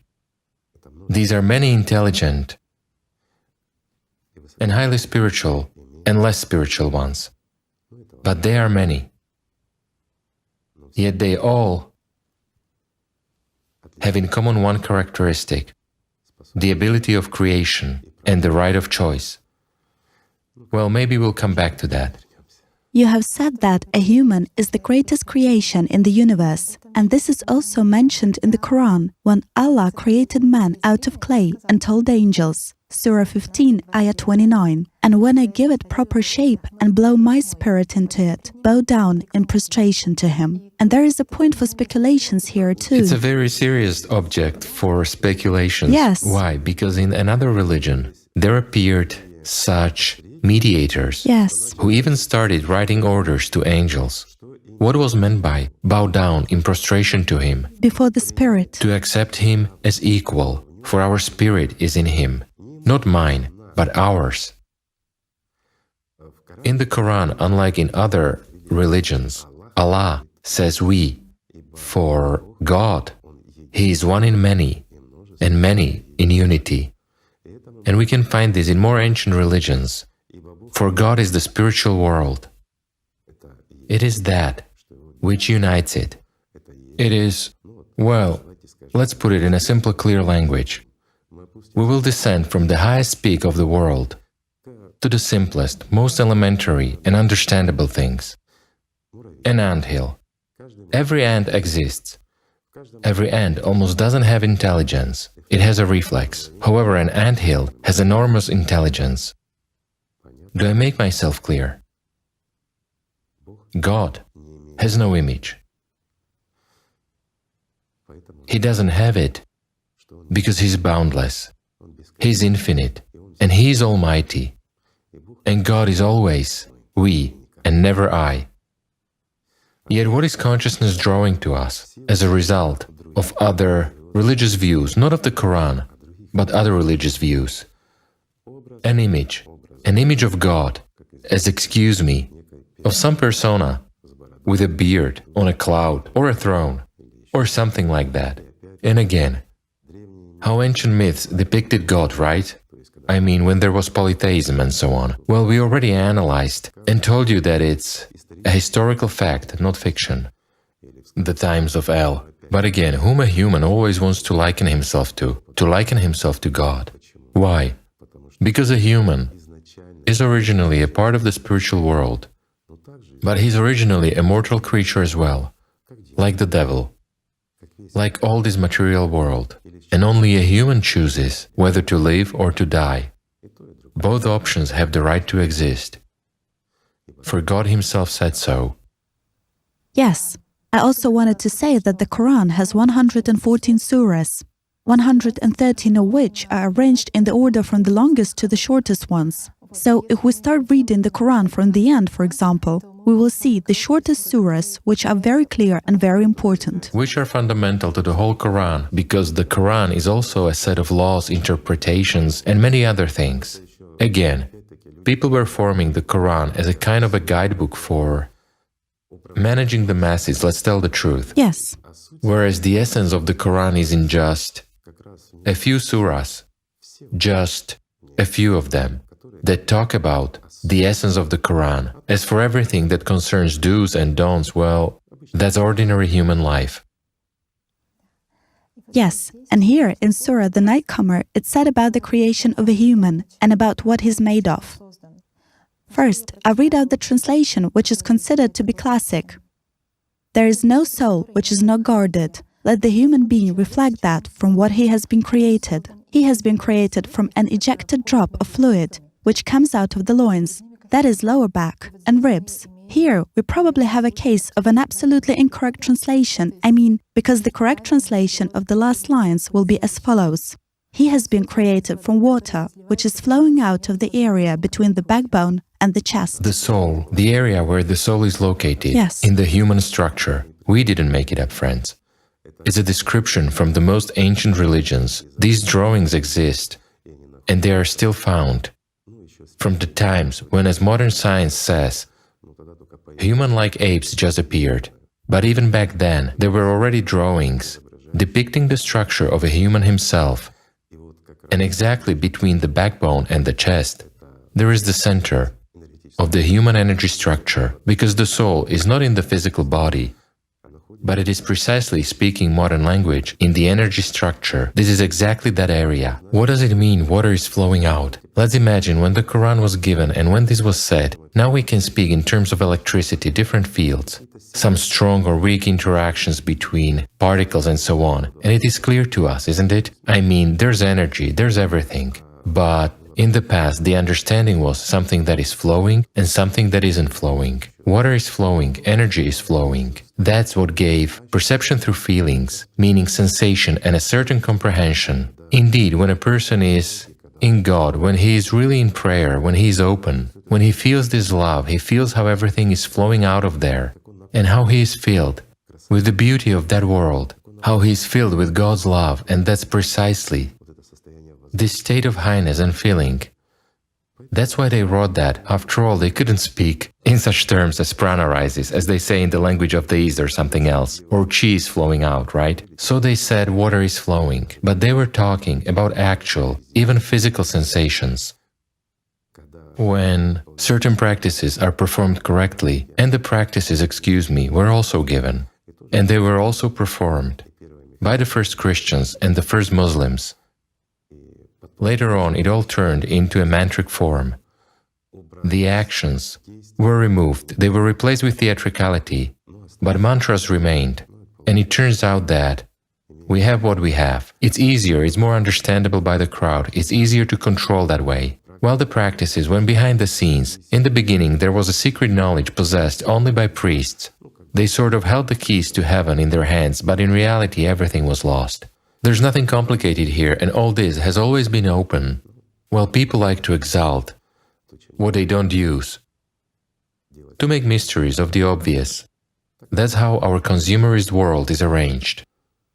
Yes, And there is also an interesting point about the creation of a human being. In Surah 96, it is said that Allah created a human from a clot of blood. It's interesting that in Arabic, a blood clot is alakun. And here is a point in the Arabic language. In the Arabic script, there are such notions as vowel marks, or as they are called, haraka. These are the lines at the top and at the bottom of a word, explaining which vowel will now be, meaning a-u or e. And if we look at the same word with the same letters, but with two modified haraka, we see that the word ilkun means jewel. That certainly raises a question. Knowing how the Quran was written, written down, it was just rewritten sometimes. And how it was transmitted through consciousness, through everything. Yes, and it's not even a letter that's been replaced. They just replaced... Meanings. Yes, exactly. Little lines and meanings. The essence. Vowel marks. Yes. The essence has been modified for what people understand and imagine, so the blood was endowed with something it doesn't have. They took away the jewel, took away that life. And what did they leave? That which is understandable. What gives life? In an ordinary human consciousness, in his imagination, blood. If we drain it, there will be no life. So everyone sort of saw and understood that. Well, that's the way it went. Yes, it is certainly a striking difference. Then again, this is a tool for what? For speculation. Right. From clay and blood, or from clay and true jewels. The spirit, of course. Yes, as it was said in Surah 32, Ayat 7-9. But wait, it is also said there that he breathed it into, meaning the Spirit of Allah Himself, the Spirit of God Himself. Again, a human is endowed with the Holy Spirit. The Holy Spirit has entered him, and he supports this life, and he gives this life to a human. Isn't that so? It is. It is, but it is also mentioned in other religions. This is something that they couldn't remove, but they still interpreted and distorted it in their own way. And go figure, right? Here is natural, then when you start reading and comparing it all, it is difficult without a guide. Yes. And here's a guide for you. We take simple things, we complicate them to the utmost, and then we give you someone who will teach you this, but he is, pardon me, a messenger of God, and you should treat him with respect and obey him as a slave. And you shouldn't doubt his words, as well as the Holy Scripture, for it is all from God. And not a single sign or single letter is distorted in it. Well, isn't it so? And what do we see in fact? We have only slightly touched upon this. What if we go deeper into the study? But not in order to destroy the truth, Yes. but in order to purify the truth. Don't confuse it, our friends. We did it not to belittle something, but to raise what is hidden in the chaff, and not to lead someone astray, but to strengthen them on the path. However, Iblis wants to tell you something different, and this is where the choice is up to you. Is that right? Yes. Right. As we can see in Islam and in any other religion, human influence is very noticeable, not just of a human being, but of the one who is power-hungry and living by a consumerist format of thinking. Everything is simple. It's all the same in other religions as well, right? And we can find a lot. But I understand that this is just a part, that which we touched upon today. Yes, of course. In fact, there is much more than that. Much more. Behind all these substitutions, they are like bright tinsel, distracting attention. And behind them, many people often don't see the epithets of Allah, who is always gracious, merciful. And in Surah 85, Ayah 14, it is said that He is full of love. Of course. And actually that Allah is the one who loves. He is the one who always loves a person. And what we touched upon in the beginning of the video, the fact that a believer who does good deeds out of love for Allah and is not waiting for rewards will truly be worthy. Of course. I think it's a very important part in the Quran because everywhere it is said about this, it is mentioned everywhere. This is one of the fundamental truths of the Quran itself, as well as of any other religion. That's what religions are based on. You see, they leave a little bit of the truth and add that which is desired by them, human and ordinary. Listening to what Taya was talking about now, I understand that everything is indeed stereotypically repeated in Buddhism, in Hinduism, and in Brahmanism. There is even the same rationale of why mediators are needed. And notice, my friends, just again, why is this happening? Because the devil acts completely according to a pattern. He uses a simple working tool. He doesn't have to reinvent the wheel if it exists. And in all religions, both in ancient and more recent, as well as in the latest religions, he uses simple, banal, human greed and our weaknesses which he himself forms in order to distort the truth. And it is not really the devil who distorts, we distort it. By yielding to his temptations, we trade eternity for the illusion of some kind of intermediation, some kind of power. There's no power. All this is nonsense. Everything passes just like life within an instant, doesn't it? But people do it. Literally to the whispering of a demon in their heads. It is simple, but the only point is to distort the truth and turn future angels into real slaves for himself. Isn't it so? That's why it is all identical in all religions. I mean, in all the broad knowledge that came here. There's the same end, isn't it so? People distorted and changed everything according to Satan's instructions. And they created, firstly, mediators appeared. Everything got distorted and turned into a tool for manipulation of the masses. It's sad, but true. Thank you very much. It gives a lot of understanding. And the example I wanted to tell you about is the example of Brahmanism in India when it was formed and a caste of people was specially created. More precisely, it is a caste of people which specifically created for itself, we can say, both texts and system. That is, the ancient Indian knowledge, which had earlier been conveyed verbally for a long time, was at some point systemized and recorded, and it was all built up in such a way that, exactly as Taya told us, an ordinary person from another caste, Varna, couldn't understand this knowledge without an interpreter, without a Brahmin. He couldn't perform any ritual without this Brahmin. It turns out that they built up a system which then continued throughout the years and now continues to function. They sort of provided, we may say, their caste with such a Cushy existence. And no wonder. Yes, let's call things by their names. Yes, a cushy existence. After all, we are talking about the consumerist format. Yes. And all this is just a consequence of that very consumerist format. Yes. And in our hell, with a consumerist format, with this dictatorship, it is natural that what aim do people pursue?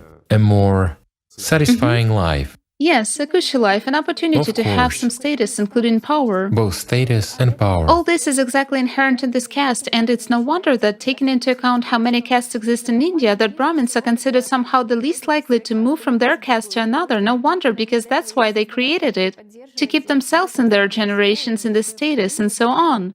And what's interesting is the fact that, as it turns out, when they were formulating different Vedas, they even divided who can interpret which Veda, which kind of Brahmins will give to which Veda their own. I mean, they ensured, we can say, that at all levels there was an opportunity for them to branch out, that this Veda is to be interpreted by a Brahmin of this kind, while another one by a Brahmin of another kind. I mean, they provided each other with work. Yes, Brahmin priests. It's when they perform various rituals. And what's also interesting is that one of the names of Brahmins is also similar to gods. And Brahmin stands for both people and texts, and the same is the name of Brahman. It seems to me we've just touched upon the topic of linguistics. Even in this aspect, they confused people that it's like one word, but by which the texts are called, as well as the priest and the supreme Brahman. So in the Satapatha Brahmana, it is said that there are two kinds of gods. For the gods, for those are the gods, and the learned Brahmins versed in sacred lore are the human gods, and the sacrifice to them is twofold, oblations being the sacrifice to the gods, and the gifts to the priests being that to the human gods, to the learned Brahmins versed in sacred lore. It turns out that they were equated, they equated themselves as Brahmin with God in these texts, and sort of... What is the dream of any mediator? To equate himself with God. They explained that gifts should be given to them. Yes, and endow themselves with the same rights. So there is a little nuance. They oblige their flock or their slaves to bring gifts and rewards, whereas If they created such a religion that in the name of God a mediator, let's say, were at least slightly pricked with a needle, I think there wouldn't be those who wish and were not paid anything at that. Would those willing to serve with faith and truth wish to be pricked? Unlikely. By a crowd? No, unlikely. Unlikely. I think so too, right? Right. And what's the difference? After all, it's an action, a physical action. When we sacrifice or we give some kind of a reward, it means we share a part of our own energy, our property. Right? So it turns out, since we pass it on to gods, while in fact they can't actually pass anything to gods, well, how will they pass it? He's an ordinary person. He takes both for himself, isn't that so? Yes. It is. Thus, he makes his living. But this is an action after all. We can use the same action to prick with a needle. This is our action. What's the difference? Whereas he, as a faithful person who is standing between God and a human and the teacher, he must sincerely love, for it will be a sensation of pain when he assumes people suffering that way. Look, I've come up with such a nice concept for Brahmins of a new and priests of a new type, But for some reason, they didn't write anything like that, did they? But they didn't want that, did they? Brahmins as text, they didn't want it, yes? Right, to receive nothing but only, excuse me, to be pricked every day. What they actually wanted, according to commentaries, is the 4 forms of payment: gold, bulls, horses, or clothes. So it is. And that's all. Well, as far as I remember, in one of the videos we also mentioned that there were also concubines, golden temples, and all the gold, that is probably dependent on nowadays, as far as I remember, it can also be Rolls Royces and apartments in London. Hence, everything has already progressed there, along with the consumer society. Its consequences are progressing, as it turns out. Demands have increased. Yes, exactly, along with this. They have changed horses for Rolls Royces. Yes, thus you simply see that a specific fact which can be seen is that they wrote it themselves in order to... My friends, may I add something? Iblis can tempt you with this, promising you horses or what else? Clothes, gold, bulls, or Rolls Royces. Believe me, it's not worth it. Everything wears out and everything breaks. Clothes wear out just like our bodies, for these are exactly our clothes. Rolls Royces break just like ordinary cars. Gold, yes, it doesn't deteriorate, but it depreciates when it comes to health and life. Nothing is worth life. Nothing. That's why before dreaming of a Brahmin status, think of the end result. Think of what will be tomorrow. After all, your life is merely one day that passes by very quickly. This isn't worth it. Yet to know how it all forms and why this is done. When you go and bring gifts to someone, think whom you are bringing them. But I'll tell you honestly, the Lord won't get anything. He doesn't accept such gifts.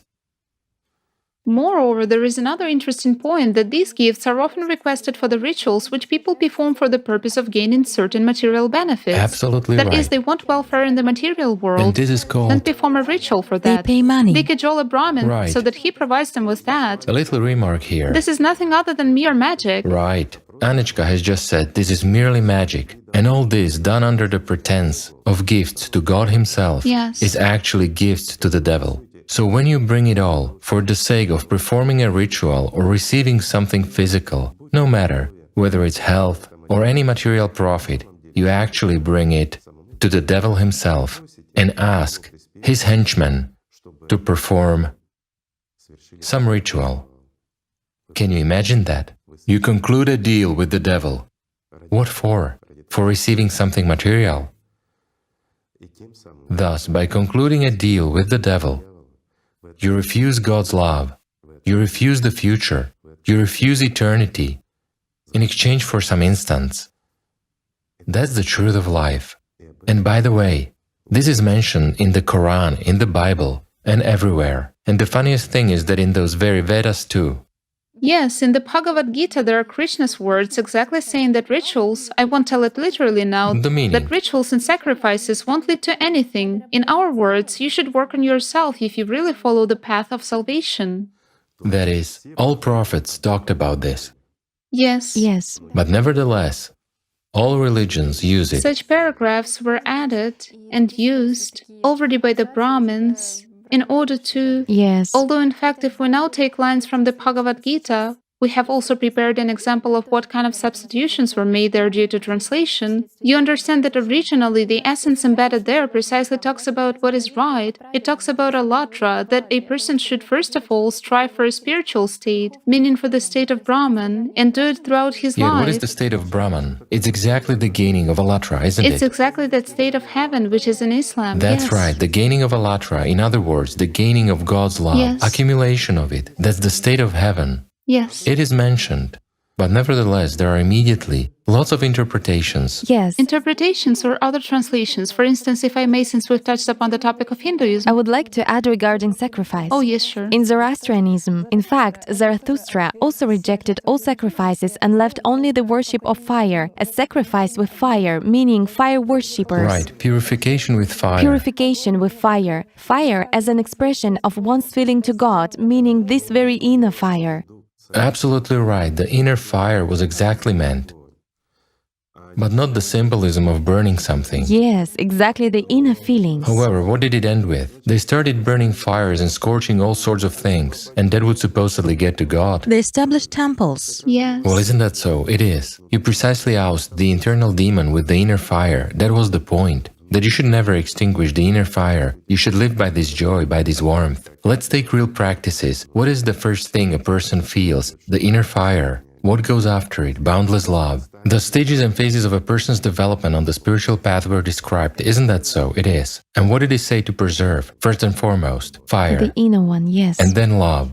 Right? While fire is like a forerunner. Why fire? Because when at least a little extra drop of God's love appears, which a person just cannot contain, and it begins to come out of the structure to the physical body, pardon me, the laws of physics work. These are the natural processes of entropy. Let's put it in the language of physics, meaning energy increases, chaos increases. And from a closed system, we turn into, let's say, an open system. Well, I mean, the internal energy structures are more closed. But when this arises, we begin to pour out what appears there, naturally, the physical warmth. But the paradox is that we feel fire, we feel warmth. We see changes and we see how the environment reacts. We measure temperature. It is 36 degrees, just like it was. Well, 36.6 or 37 degrees is different for everyone. This is true. We see and observe even physical manifestations. That's the point, that's what was described. Well, somehow all this was forgotten and lost, and fire became fire, and rituals gained importance. And what did rituals imitate? The truth that was talked about. Instead of fulfilling the truth, we started performing rituals. Instead of the truth, we began to use theatricality. And to impose what? Slavery, sacrifice, and division that we must work for somebody. That's manipulation and consumerist format. Friends, just be honest, aren't you tired of that? Don't you really want to live in a creative society, a fair and decent one? Why do we need this misery? Well, I don't know, maybe someone likes it. But it seems to me that even the devil is already suffering in this consumerist format. As a matter of fact, what you've mentioned now is very valuable, and it's actually a great joy that now there is finally a possibility for people of various religions to just see that all of it exists. It exists. Here's also an example from the Bhagavad Gita in which it was mentioned that there is verse 72 in chapter 2 of the Bhagavad Gita, where Krishna explains to Arjuna how this very state of Brahman is achieved. Brahma Nirvana Sthitva. It turns out that he explains in one of the translations, this is the state of Brahman or Partha. Partha is Arjuna. The one who has attained it is never deluded, and the one who resides in this state at the moment of death attains the nirvana of Brahman. And here is a very important point. This doesn't mean that a person should be in this state before death. It's exactly an explanation from him there, that you should be in this state every second and always, for death can catch you unexpectedly. Yes. And if you are not in this state, meaning, if you are not in God's love, if you are not already a part of the spiritual world, but you serve Satan here, then you will remain with Satan. This is what was meant, that after reaching this state, you mustn't come out of it. Or as we talked about heaven, when the devil brought a human out of heaven, that's the point. If you have entered the inner heaven, never abandon it. Then when your clothes wear out and fall off you, you will see the world in a different way, the way it is, which has no end and no limit, in which God exists and you will become its part. That's the point, and that's what the ancients were talking about. Yes, precisely about this, that even at the moment of death you enter this Brahma Nirvana, so it turns out that if you're constantly in it, then no matter if it's death or not, you will already enter it. You're already alive, it doesn't matter. Right. And the example of substitution was exactly that in other translations it was translated as the one who achieves the state even at the moment of death attains the Nirvana of Brahman. Just look, and what is the result? So it's one little piece that A person stops he working. already hopes that if he recalls at least before death, It's important that, and now we see the last rites. A priest must perform a ritual over a dying person. last rites, yes? And he must take him across the bridge or something else. It's too late, my friends. Yes. You know, I'll put it like this, Borjomi water helps as long as your kidneys are not removed. After that, it's useless to take it. Am I not right? I'm right. As long as there's at least a drop of life, you must do your best. While death is such a thing that is not here today, but tomorrow it is. This is interesting. It turns out that exactly the Sirat Bridge, which is written about, Yes. many people say, well, it's an association. Yet what is the Sirat Bridge? It turns out that the entire life of a person is the Sirat Bridge, where you, if you stumble, then... This is exactly the bridge. And it's your state, yes? It's state, of course. Yes, all the time it's necessary to hold on to this state, to this filament, to this thread, expanding it. Well, again, the filament is initial. And why does it expand before a believer? Before the one who goes with a firm step and without doubt. For that one, it becomes a wide road. While for the one who hesitates, it's like the edge of a knife, like a human hair and so on. Again, it's when a person goes both to the left and to the right. If he wants to get heaven but also wants to mean something here. Well, again, let's put it straight. After all, either religion or the teaching or the knowledge, no matter what we call it, let's say the truth, it actually doesn't forbid you to live well. Is it really said anywhere that a person should be poor or beggarly or the like? That he should be deprived of everything? Or he should suffer and cry? After all, there are religions which talk about this and impose it. They impose suffering during this life on a person in order for him to get heaven afterwards. Yes. Isn't that so? Yes, who suffers more? It is so. I mean, beggary and the like, all these are foolish things. You have consciousness. Force it to work and make it feed your body. If you want to become someone, just become, but be a human at that. If you can help somebody by, let's say, ascending the hierarchical ladder of this world, just go, but remain a human. Because the higher you rise, the greater number of people will hear you. Is it bad? I don't see anything bad here, and this has never been prohibited. Let's just look. Who were the messengers who came into this world and brought the knowledge? Often by earthly standards, those people were far from being ordinary, or they eventually became far from ordinary. Why? Because they built as high a nostrum as possible in order to be heard better, or sometimes they came into those bodies which, let's say, willy-nilly gave them a rostrum so that they would be heard, right? Let's take that very Gautama and the like. Why? I mean, an understanding was given to this person. Well, if we take Buddha, he really came into contact when... We already told this story, let's not repeat ourselves. But his status made it possible to bring the knowledge here. It was enough just to show him the truth a little bit, and he himself started searching for it. Right? Because he understood the essence and saw this entire world, and he understood that it's illusory. When he gained this understanding and this truth, he started telling about it to everyone else, right? Yes. Right.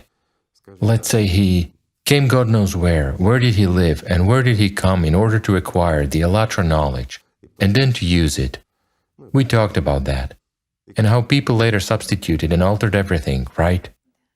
Right, taking into account that Buddhism, indeed what Buddha had been preaching, was written down only about 400 years after he had left Of for course. Nirvana. So it turns But we out... find extracts, we find the essence, Yes. we find the truth. Again, we already talked about this, there are still these first steps of his. There were 3 steps, then 8, and everything else. Everything was altered, everything was distorted, but extracts and fragments are still there. There still remains Allatra, there still remains Lotus, well, and everything else. And in some places there are historical references of his journey to Belavodia and so on. All this exists. If you want, you can find it. However, Buddhism was distorted so much. It's such a pity. Yes, that huge number of schools which exist today also from such facts. Back when I researched the issue of Buddhism, when I studied at the Japanese philology department, when we were present at lectures on Buddhism in Japan, and talked to people who adhere to this religion, already at that time I was surprised with the fact that before Buddhism was recorded in writing, it was actually in about 1st century BC. In the 3rd century BC, the Indian Emperor Ashoka was actually the main, so to say, designer of Buddhism. I mean, he initiated monks so that they... He was at the head. Yes, he headed this process because at that time there was actually an opportunity for different religions to become world religions, so to say. But he staked on Buddhism, gathered 1,000 monks and gave them an assignment to put it in order. At the initial stage, they were putting all this in order verbally, at least verbally. The same story again. He began to establish religion and formalize it in a law. Yes, but what is interesting is that, yes, he began to establish religion. And there is an interesting fact that already at that time, in the years of Ashoka's reign, tremendous discord started among Buddhist schools. It was even before the Pali canon was recorded in writing in the Pali language. And why? They were actually fighting not for the truth, right, and not for the teaching which had been conveyed to them Buddha. By Buddha, yes? But they were fighting for their own power and their own benefit. They were fighting for their cushy positions. Yet don't we see the same thing today? Tell me, who among them was fighting for the salvation of human souls, for their congregation, for them to come to God? For them to get into Nirvana. To get to Nirvana, yes. What's the difference? Yes. We are basically talking about the same thing, aren't we? No, with modern Buddhism, it's exactly the opposite. It's a state of peace for subpersonality, yes, let's say. It is also good, but it is far from heaven. Of course. It's not the state of Buddha.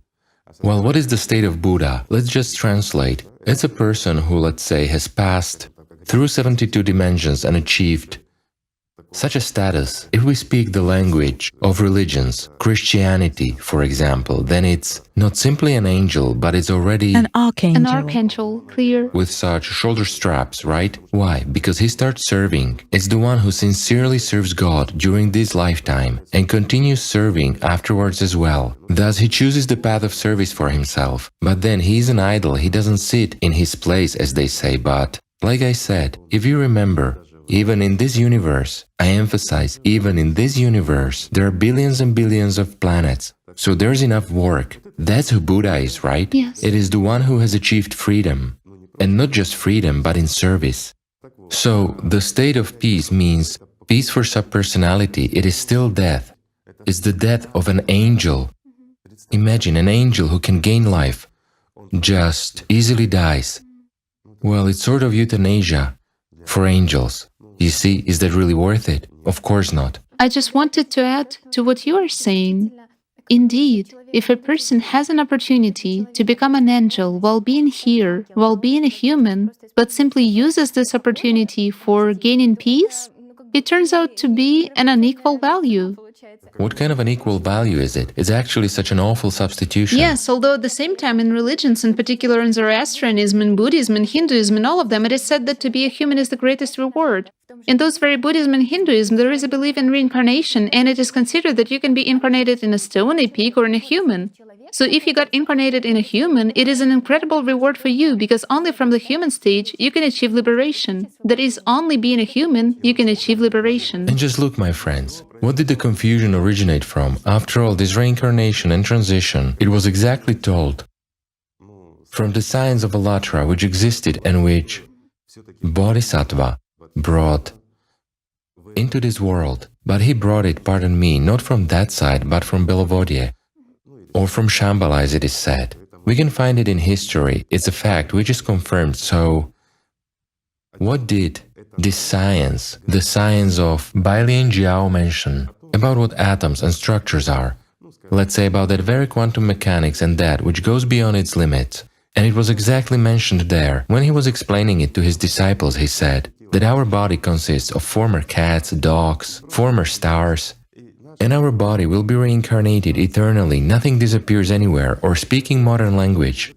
Excuse me, even a charge of electricity cannot totally disappear because our universe is a sphere.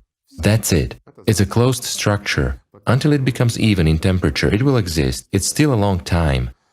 Eventually, when it reaches the edge, it will simply disappear. Get annihilated or whatever, that's not the point. Even a charge doesn't disappear anywhere. While the body is full of elements, and these elements pass from one state into another. Yet only a human is the pinnacle. You see how simple this is? That's what was mentioned and known in ancient times. It's now distorted. Since the remote antiquity, it correlates with modern science. There's an understanding, but it also served as that very concept of how the body is reincarnated until a person gains a soul. Meaning when the pinnacle of development is actually a human. Yet the thing is that the soul, and let's say personality, they have an indirect relation to the body, to what the body consists of, because the body will go back to recycling. This is such a wasteless production. The body will be recycled anyway and will later be a cat or somebody else. And just look how the story emerged that if you're not worthy, you will again become a cat or a slippery and disgusting fish. Isn't everything simple? Yes, now it's very clear when you have told us. Yes. Everything is really simple. It's just that confusion was brought in. I'm also impressed by the examples which you gave us from the Quran regarding how things were distorted precisely during translation. We found very similar points in various translations of the Bible. Moreover, when these changes in translations were exactly due to, for example, one or another political mood in one or another epoch, I'd like to give the following example from the first epistle to the Corinthians, chapter 7, verses 20-21. It is the advice given by Apostle Paul to people, the synodal translation of which now sounds as, each person should remain in the situation they were in when God called them. Were you a slave when you were called? Don't let it trouble you, although if you can gain your freedom, do so. And here are the two variants of how this verse was translated in different historical epochs under different conditions. In the 16th century, Luther interpreted this text as a call to fight for freedom, because for them it was important to promote the idea of freedom. I'll read it in English and then in Russian. But if you can be made free, rather use it. So they translated it in such a way that if you can gain freedom, then of course use this right, meaning become free. At the same time, in the Church Slavonic translation, it turns out to be the time when there were serfs. Serfdom. It was translated as follows. But if you can be free, enslave yourself even more. So it turns out that if you have an opportunity, Thank you, granddads of ours. enslave yourself even more. Yes. And here we simply...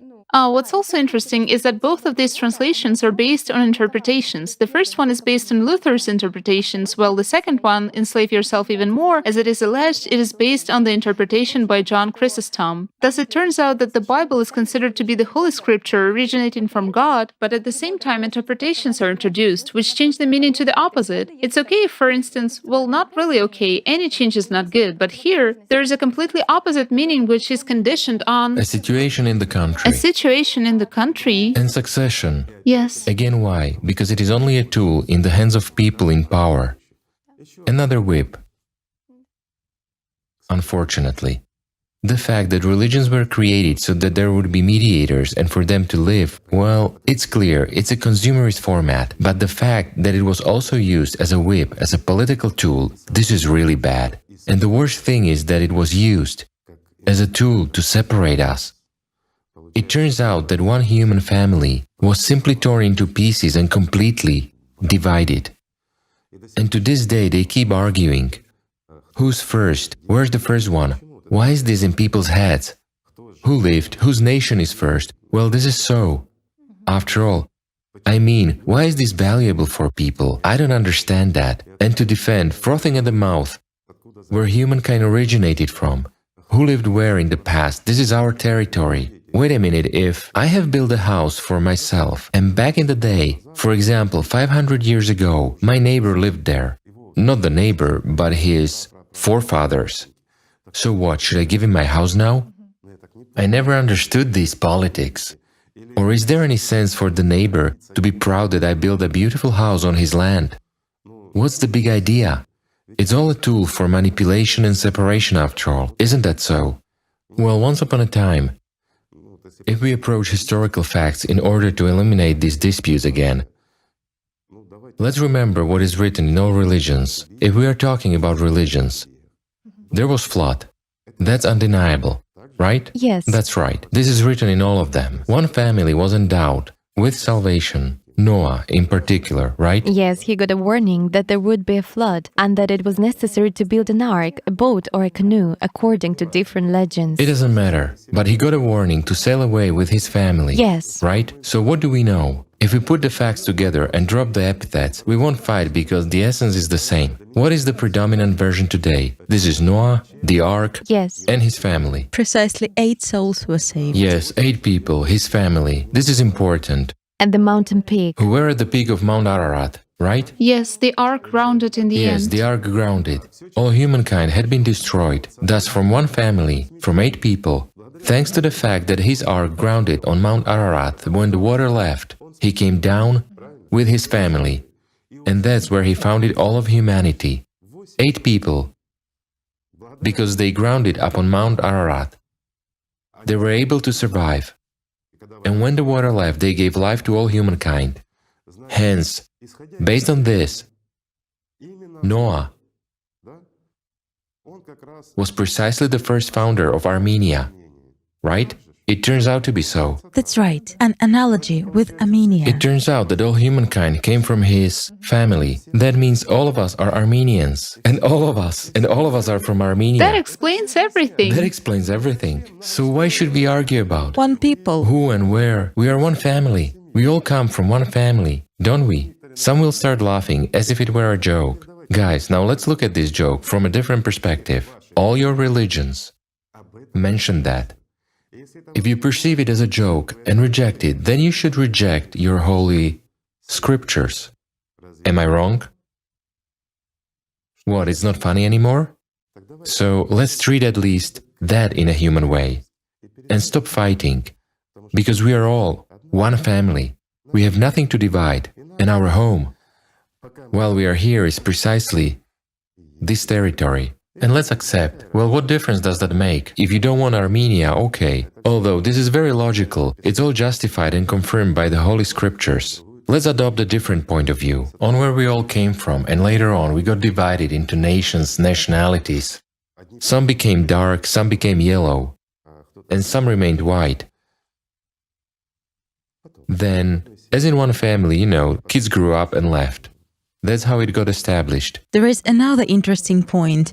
We started talking that we are all one family and we all have the same roots. From Armenia. Yes, from Armenia. And there is an interesting point. We have the Creative Society project and there is the Creative Society logo, which represents, inside which, let's say, there is a triangle with an 8 inscribed inside. And now we are talking about Mount Ararat, Armenian highlands in particular, and that 8 souls were saved from the flood. Is this related in any way? Well, it can be interpreted that way too, although there is a clear explanation. In general, why the 8, why the triangle? But one of the symbols of the isosceles triangle surely includes a mountain. And the 8 is appropriate everywhere and for everyone, and it has many meanings, but all of them are positive. And again, the little arrow that shows the motion, it shows the variation, transition from a sand glass to infinity. And one of the ways to interpret that, let's say, also has the right to exist. The first 8 Armenians and Mount Ararat, why not? Everything that is positive, everything that unites us, we should have it. Whereas we should actually remove everything that separates us. Well, you have to admit that this is so. We have nothing to divide. And as we see, no matter how many distortions, our consciousness mixes, so to say, thanks to the devil's whispers into the truth. How much chaff it mixes into those grains. However, those grains still exist. Those who aspire will find. Right? I'm for that too. So, I think we all should do something, right? I mean, since we have started talking about the creative society, I think that the most appropriate thing is, and as public surveys and conversations with people all over the world have shown, everybody wants this format of consumerist order to be finally changed so that we all have an opportunity, so that we all change this format of our existence where a man is a wolf to a man, where we are divided, so that we change it and all unite back into one family. There is such a chance. It is the creative society which all people accept and in which everyone wants to live, in this kind of society. Yet what else does it give us? It will give us that people won't have to serve the devil, call themselves mediators and distort the knowledge brought by the prophets, because everyone will live comfortably in the creative society. Such a concept as poverty will simply disappear, and everyone will have enough of everything. Is that bad? It's wonderful. I think it's wonderful too.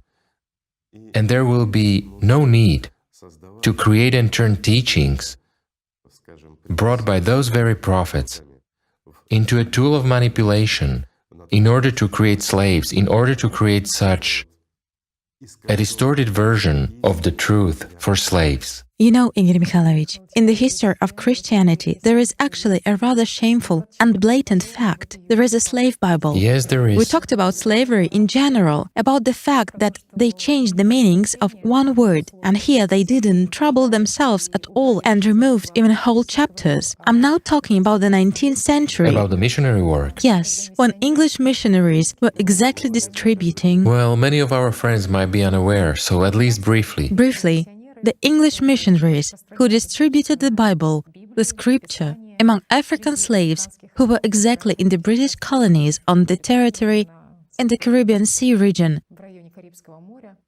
And the Bible was distributed without the chapters that indicated... Without so many chapters, where it was said about love, about freedom and so on. I have information, by the way. I can read it out. It will be interesting. Well, let's do it without any distortions on our part. Thank you. Published in London in 1807, the Slave Bible excludes 90% of the Hebrew Bible and 50% of the New Testament. Out of the 1,189 chapters of the Standard Protestant Bible, the Slave Bible contains only 232 chapters. And so, in the letter of 1808, which touched upon the distribution of this Bible, the Bishop of London, Balby Porteous, wrote, "Prepare a short form of public prayers for them, together with selected portions of Scripture, particularly those which relate to the duties of slaves towards their masters." Of course, that's an outrageous fact. And repeat again, who said that?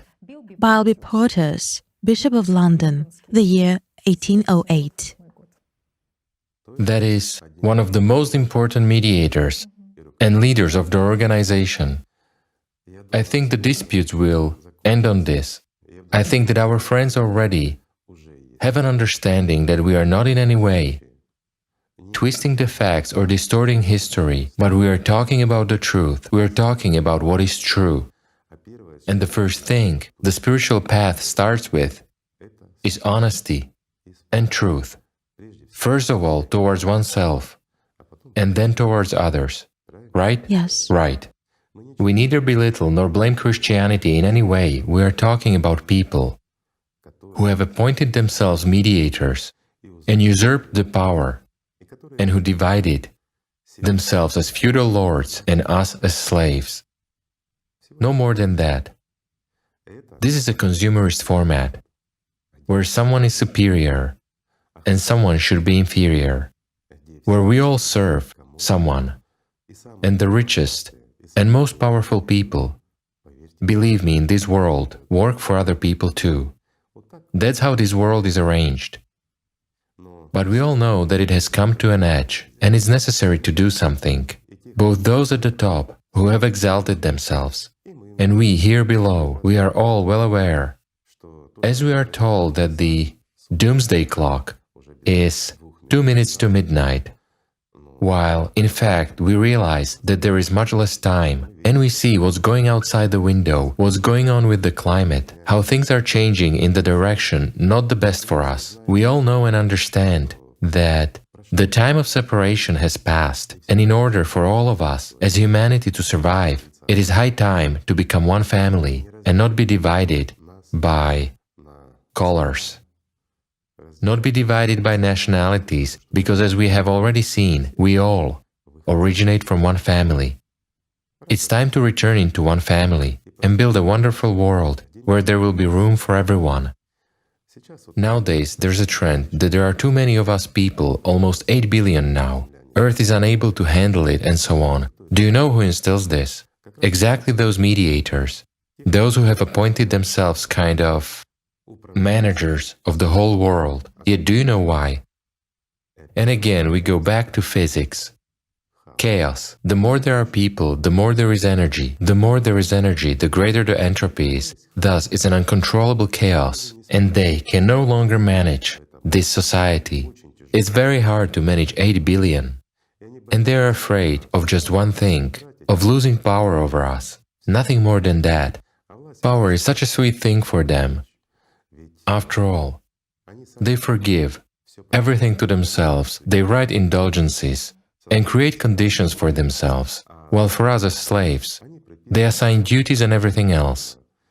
However, today even they understand that this world has come to an end, and no matter how they twist it, they want to live. So in order for them and for us to live, everything must be changed, all the conditions. We must build a creative society from our almost dead world into the future, and a live one. Then all of us will survive. For the sake of all humanity and our descendants, we should preserve this world and put it in order and revitalize it. Right? Right. Because yes, it is sick, but it's not dead yet. Here again, it all depends on us. Whether it will live or die, it all depends on the choice of you and us, our friends. A really tremendous responsibility lies with every person, Of course. because the destinies of people really depend on every person. And now you've also touched upon the topic of indulgence. I'd like to mention why such a notion as indulgence actually appeared in the Middle Ages. As a matter of fact, it was initially caused by the wrong translation of Jerome, who translated the Bible into Latin, and instead of, let's say, in Hebrew, there is a concept to turn back, meaning to turn back to God. In the Septuagint, it was translated into Greek as to change consciousness, that is, to change one's attitude to something, while he translated it as to make up for sin by doing good deeds, that is, to bear repentance, to atone for sin by doing good deeds. And exactly such a wrong translation was the reason that already later in church practice, his translation was the reason why they forgave everything to the rich for money. absolutely right. It was enough to pay a mediator and all your sins were absolved. By whom were they absolved? By a human? Can a human absolve sins? Well, again, what does the interpretation say? Jesus absolved people of their sins. He gave this power to his apostolic disciples, and they passed on their succession to others. And to this day, the Church has such an opportunity. Yes, it gives absolution, but your sin doesn't disappear anywhere. Everyone reports to God for oneself. That's the whole point, my friends. No one can walk your path from a mortal creature to an angel instead of you. And no one but you can atone for your sin. Meanwhile, the worst sin, as we've already said, is the service to Satan, is the betrayal of God. That's true. No matter what people say, the truth is the truth because it doesn't change, despite what people say. Isn't that so? It is. Here, it's very important that precisely translators, firstly, this is what you recommended. And translators? Do this together. Of course, but this is the only way it should be. Do all this collectively and check it with each other. This is the only way it should be done. Precisely a team. Like the first Christians, because they had the fewest distortions. Why? Because they supervised each other. There were those who really listened to the sermons of Jesus Christ himself, and they conveyed them together, for Jesus himself warned about substitutions and alterations, because he was telling about that very Allat, he was telling what we are talking about. And all this was conveyed and passed on by people. They understood perfectly well and knew that consciousness would substitute everything. They understood that the enemy is so close and it's not in another person, it is in you. That's who you should fight against. And so, that it could not change a single word said by Jesus Christ himself. They did it together. Again, if we recall, the very first Gnostics, what did they have? They had a collective work on the spiritual path. They exposed the devil himself. That is, when some thought came to them, they told about it like in confession. I mean, what process was going on? A process of purification. That is, they talked about it, they shared their experience, which way and what methods the devil uses. They really studied it all and approached it as a science, which they used in everyday life. Isn't that so? Surely. And what they called catharsis was extremely important for everyone, because when next time this thought came to a person, he knew how bad it affected his friends. They remembered all this, and if there was a slightest wobbling from the devil's side, they immediately removed it. They didn't endow him with power, and he was silent in them. Thus people came to God's love this way, through these practices. And many angels were coming at that time. Well, afterwards. And as for now, I'm even afraid to say. So I think we have to change something, first of all in ourselves, and then in the whole society, because this is our world, this is our family, and this is our home. This is very correct, that really everything starts with oneself. After all, such distortions are not accidental, and even for that very Jerome, it is his egoism that first and foremost comes to the forefront. When he wanted to practice oratory and didn't want to translate literally, because he was sort of a well-educated man, this egoism and inner pridefulness exactly played a nasty trick. This played a nasty trick on very many people, and that's where translators must bear responsibility and understand that they can simply deprive many people of life eternal who will use their translations. So today we've touched upon the Quran, thanks to Taya, and other religions as well. The question is, how many people made the same mistake, and how many people get off the road, continuing to believe and do that, or be guided by that distortion which one person brought. The responsibility is enormous. So it definitely should be done collectively. And still, it must be translated by people who live by God's love, and not just by the literate ones. Thank God, such examples already exist in the Allat movement. Of course they exist. Right. Well, that's good after all. Well, I think we've explained a lot today. Igor Mikhailovich, as far as I understand, our discussion is coming to an end. But I would like to ask you a question that concerns many of our viewers. This question doesn't quite relate to the topic of our today's video. It's a question about the project with Jackie, with artificial consciousness. Let's say 6 months have already passed. You talked about 6 or 8 months. You set the task for such an interval. So at what stage is the project now? At what stage of implementation? At the finish. The absolute finish. As of today, the project on creation of artificial consciousness, I'll put it this way, we have completed it. And now merely learning is already going on. To be honest, it's no longer interesting.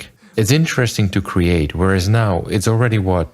It is learning like ordinary consciousness. There's a responsible person who is trying to very carefully teach it what is possible and give it information to an extent possible. There are already conversations. Clear. We already talk. Generally speaking, we went the easy way. To be honest, we have reduced time a little bit. We have reduced the functions related to what I talked about in one of the previous videos, such as writing neural networks and the like. Thus, he will see, hear, talk and communicate with us. But we have limited the movable mechanical part to the utmost. Why? Because any movement, even that of a finger, has to be programmed a great deal. Why would we need that? After all, the point is not in showing that it moves like a robot or something else. It's not a robot, it's a living creature. It has consciousness. That's the point. As for the mechanical movable part, we have significantly limited it. For us, that reduced a lot of working hours, because neural networks are programmed, let's say, For a long time. yes, it's boring and long. And what's the point if, let's say, that very Jackie beats everyone at hockey, right? Well, it might be amusing, and it's not difficult to do that, let's say. Any failing student can program it. So, we haven't considered it that important. What are the further plans? The further plans.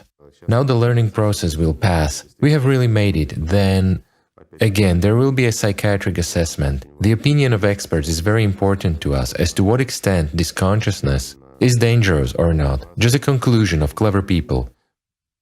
We have already addressed an association and a working team is being created, we'll see. And afterwards, well, I don't know, perhaps we will meet at a program or somewhere else and show our friends that here it is. Yet globally, are there actually any new ideas, or will you engage in anything? You mean in the near future? For the guys, yes. As for XP energy, of course there are, because I'm telling you, I'm already bored, I have nothing more to do. In creating our Jackie, we're waiting for the results already. There will still be a couple of interesting points there, and everything is easy. And now we're thinking, well, there are suggestions. I told you last time that our friend suggested a lot. And now, my old friend, a physicist, has become very active.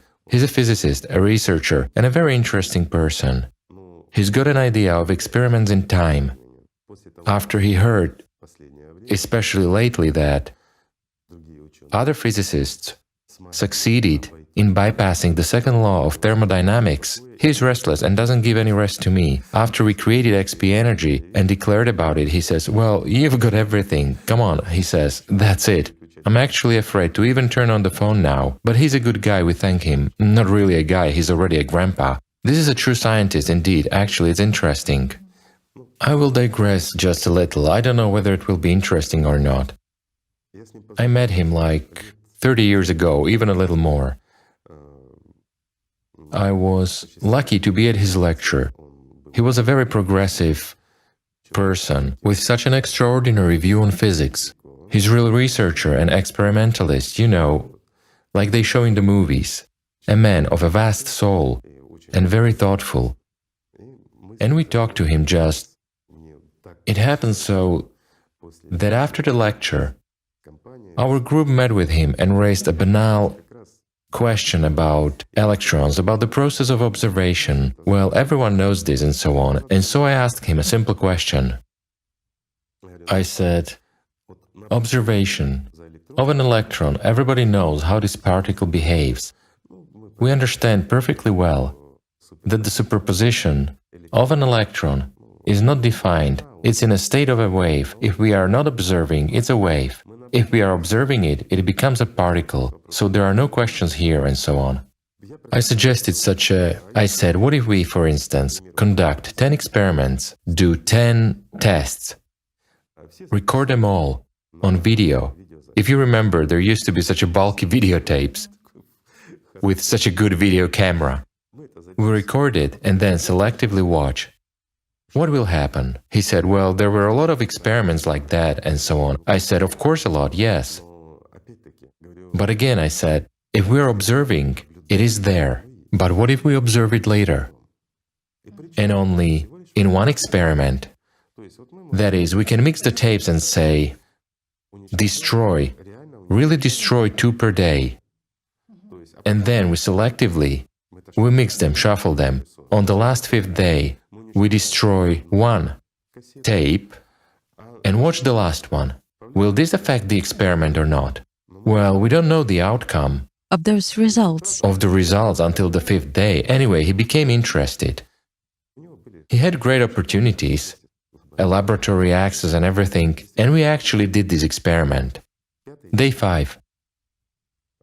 First, I mixed the tapes, then he mixed them. They were in the same packages, they were identical, it was impossible to see. So we destroyed one and turned on the last one. And what did we see? Guess what? Particles. And here, I asked him a question. I said, wait, how can it be that we, 5 days after, influenced the result that took place 5 days ago? Do you know what he exclaimed? He was running and shouting for 5 minutes, Eureka! I said, wait. Why the simony? After all, Archimedes was the first one to set Eureka, I said. He said, wait. Many people took a bath before Archimedes too. What was the point? He understood the essence, that we can influence time, meaning we from the future influence now when we were conducting the experiment. So here he surely got fixated on the subject of time, really fixated, he got inspired with this idea until today. The issue of returning back in time is a topical question for him, and he is really interested. On the one hand, I'm interested too, especially since XP Energy has enough, let's say, room. We have a place to make a lab, quite enough. All that is needed is desire, time, and a bit of money too. Well, that's not a big deal. We're going to analyze it, whether it is needed for people or not. Maybe it is needed, we will see. I'm not saying that we are going to set up this experiment, moreover, in the way he presents it, because he sets interesting conditions. As of today, to make it clear, scientists have bypassed the second law of thermodynamics. What does that mean, guys? They were able to return one particle back in time, some hundredths of a second. That's a lot. That's a real breakthrough, because they were able to return it. What does my good friend offer? He suggests sending a living creature, let's say a macro object, in a concept of microworld, a Drosophila or maybe a small ant, it doesn't matter, into the future, to return it from the future, and then return it back into the relevant time. Can you imagine the complexity of the experiment? And we are already talking about crazy time, seconds, not hundredths of a second. Fantastic. That's what I'm saying, it's fantastic. Yet do you know what the trouble is? The trouble is that he knows the Allat physics very well. And he understands perfectly well that this is possible. In fact, having enough equipment, it can be done. Never has it been done in the world, at the present time, and I mean only this civilization. Well, my friend wants to. I don't know whether it's needed or not. The idea is simple. I will explain it a little for those who are interested in physics and are familiar with the Allat physics. For this experiment to have a positive result, basically not much is required.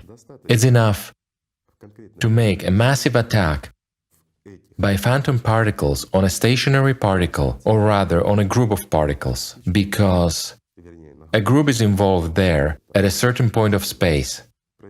In these exosmic cells, in order for an excess of energy to occur, to overload a certain part with a very powerful energy, in order to increase by times the septon field of the stationary particles themselves.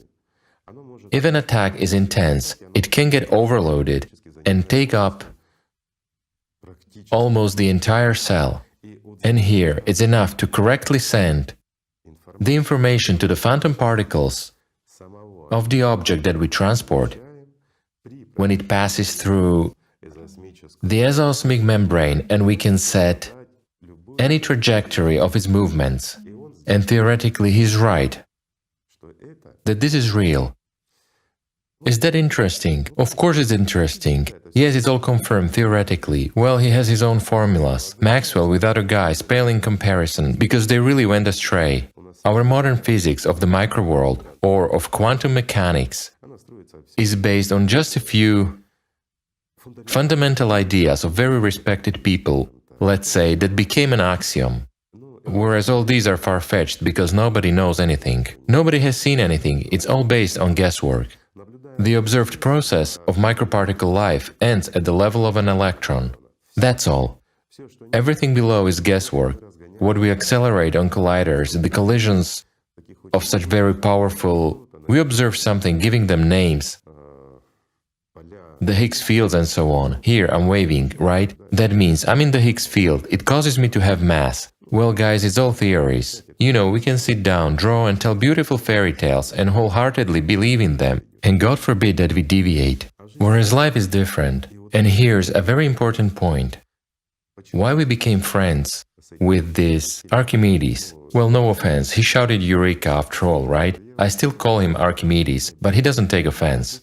The point is that he was the first to pay attention and ask a concrete question when he returned to his senses from all that.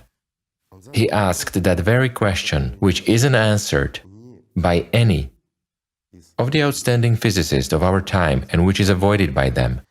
If our attention affects the state of matter, or more precisely, the state of energy that is transformed into matter, then what power do we possess? So he and I actually conducted a lot of very interesting experiments on various topics. But in this area, we made a very interesting observation. As some fellows expressed the idea before us in theory, if, for example, a cat or anything else is observing, will it behave this way? Well, it won't. Only when a human being observes, only then do such changes happen. Only then nothing, or simply put, energy turns into matter and shapes our world. Based on this understanding, he has works. This guy, Archimedes, actually wrote a lot of books. But to be honest, they all stick to fundamental physics, including mechanics. He writes everything classically. I ask him a question, I tell him, "You're a sane person, you understand and know everything. What are you writing?" I say what? Although at his lectures he sometimes goes a little beyond Traditional science. and tells a little bit of truth. He says, "I live off that, you see?" And he says honestly, if I tell the truth tomorrow, I won't be here. And he is right. He will be instantly stripped of his ranks, titles and pension. And he will no longer be bringing the truth to people. Why? Because we live in a consumerist format, while he actually has a lot of breakthrough works, worthy of, I think, more than one Nobel Prize. But he promised to bequeath it to descendants and to humankind. Although this is interesting, in fact. So, being one of the first to grasp that we can exert influence and we have a certain power, he raised a very fundamental question, that all matter exists only because someone is observing it. If there's no observer, there will be no matter. If we remove electrons, all matter will disappear. If we remove at least one charge, everything will disappear. This is really so. So, what is our attention, in fact? Thus, when he asked this question, I simply told him about the Allat physics, I told him about the Bailey and Jiao. So now he hounds me with all these questions until the present day. But again, this offer regarding a Drosophila, an ant or the like, is really interesting. On the one hand, yes. On the other hand, it is consistent with what people want. They want a time machine. Do you know what is interesting? It's interesting that the second law of thermodynamics is invalid. It's invalid because we possess the power of observation, meaning the power which, for people to understand, this power shapes that which we call information. Information shapes that which we call energy. Energy shapes that which we call matter. But still, these displacements of matter don't interrupt the flow of global time, because they will occur in accordance with its flow. It's clear now, isn't it? Yes. Meaning is the power coming from the spiritual world itself that proves the existence of God. Each of us, my friends, is a vivid representative and a vivid proof of the existence of the spiritual world. This needs to be remembered, and this must be studied. So, That's how it happened. But then again, a time machine kind of... Everyone dreamt about it. After all, in childhood, everyone used to build this time machine and wanted to look into the future. Yes, everyone dreamt. Do you know what else is the most interesting thing? Again, we remember a wing, a butterfly, for example. The butterfly effect. A flap of a wing affects the whole system. Yes, the butterfly effect. A butterfly flaps its wings, and the whole system changes and so on. So, a lot of people might raise the question. They will say, well, if your friend Archimedes sends a fly forward and backward in time, it's a macro object that can... You never know, it might break out and change the entire history. Guys, it won't change. I'm telling you honestly, even if we start up a time machine now and bring a dinosaur here, it's undesirable to bring it here, it's our coordination center. Well, it doesn't matter. All in all, there will be nothing left out of this building, neighbors will suffer, and the course of events will not change at all. If we send all the crocodiles into the past, well, crocodiles were there anyway. Let's send something... What do we have now? Chihuahuas. They are hybrid, aren't they? Was Chihuahua bred artificially? Chihuahua, no. Chihuahuas... Any doggy which is a hybrid. I have a Chihuahua. I pity it. We can send a kitten. I pity a kitten too. You know, there are such little ones that are called munchkin, Little ones won't be noticed. with such short legs. Maybe dachshunds. Dachshunds will do. Let's send dachshunds. Or dachshunds. Yes. We send them to the past, nothing will change. But if we send a human, then changes are possible. Why? Because only a human possesses what? The power of observation, The power of attention and observation. by which he can change something. By his action. Yes, so this way a lot of animals, and we tested many of them, they don't care how this electron behaves. They didn't influence the electron in any way, although they observed that.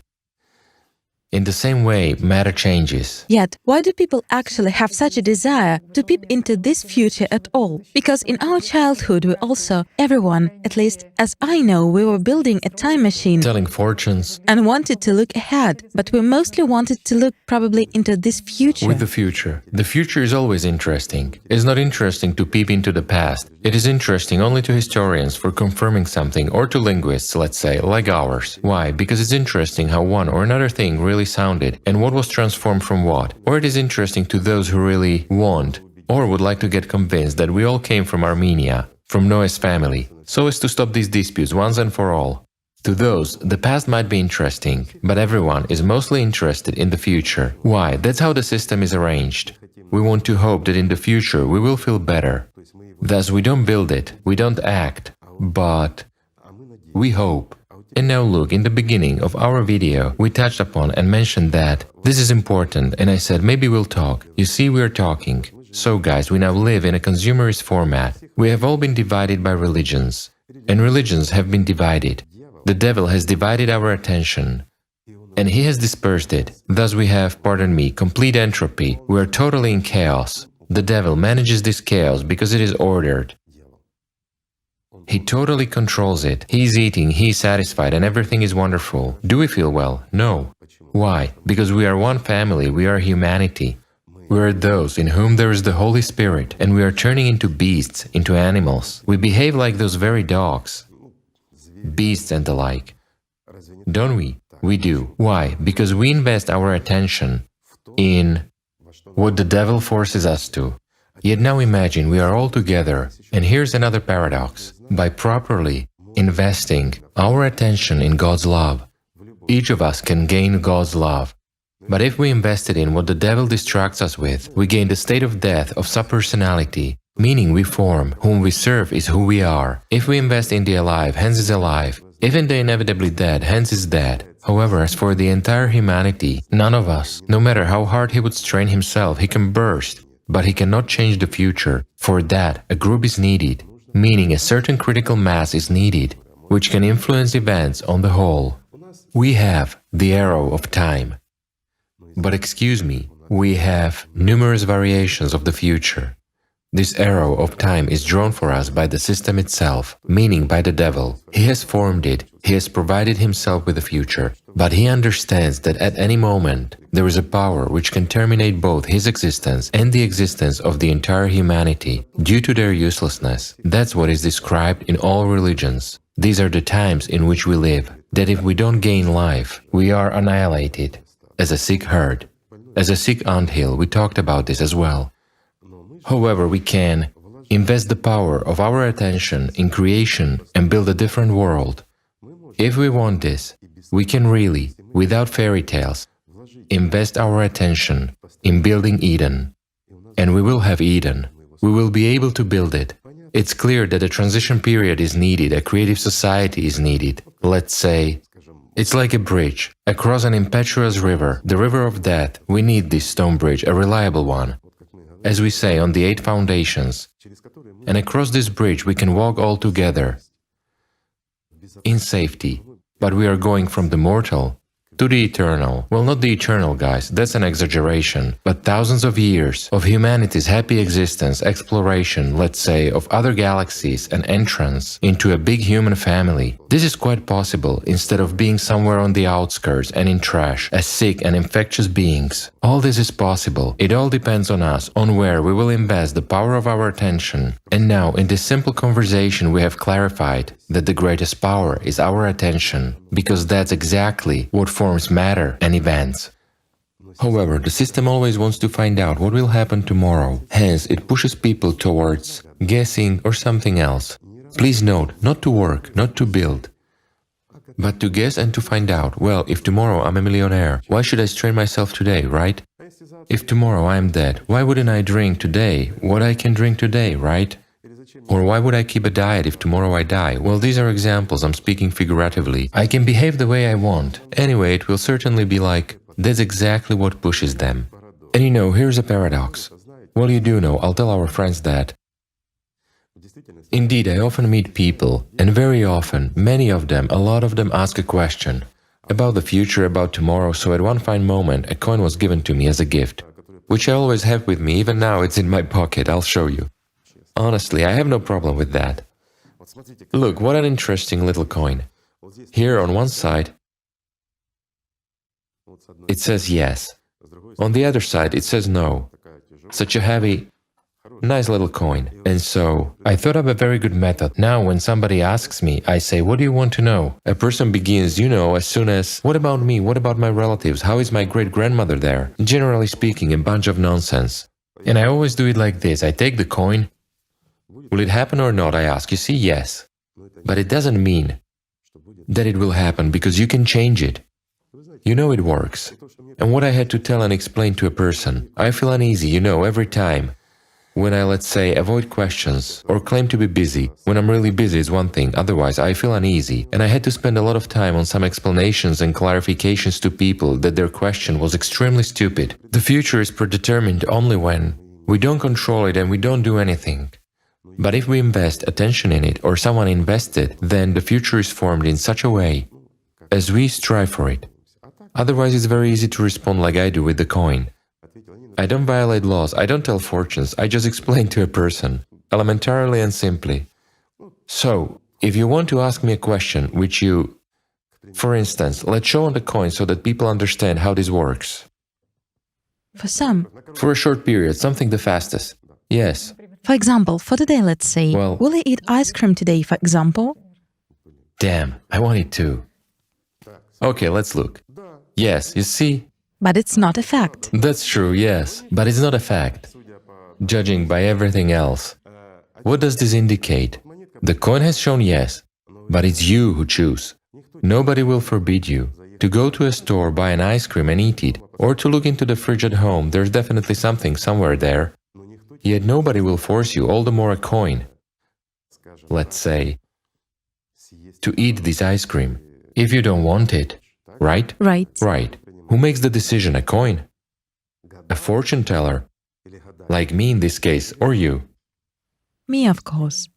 There you are. And this principle works both at the micro and macro levels. Yet, what if we say that, suppose, it's not only my choice, but there are, let's say, lots of people and it's a remote prospect? For example, can we inquire about what will happen in 50 years? Will humanity exist in 50 years? Let's ask the coin. People are also interested.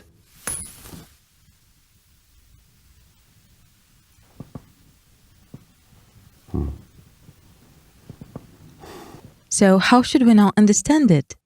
Well, I believe there's one explanation, that everything is still in the hands of humanity, in each of us. It's not important when the coin will return and what it will show. It's important what we will decide. Whatever kind of future we decide upon is what we will build. Whereas if we don't do anything, the future will remain as it is, but not for long. The choice is with us, my friends, but not with any coins or various violations of physical laws. Therefore, my friends, let's love each other, and thank you for being with us.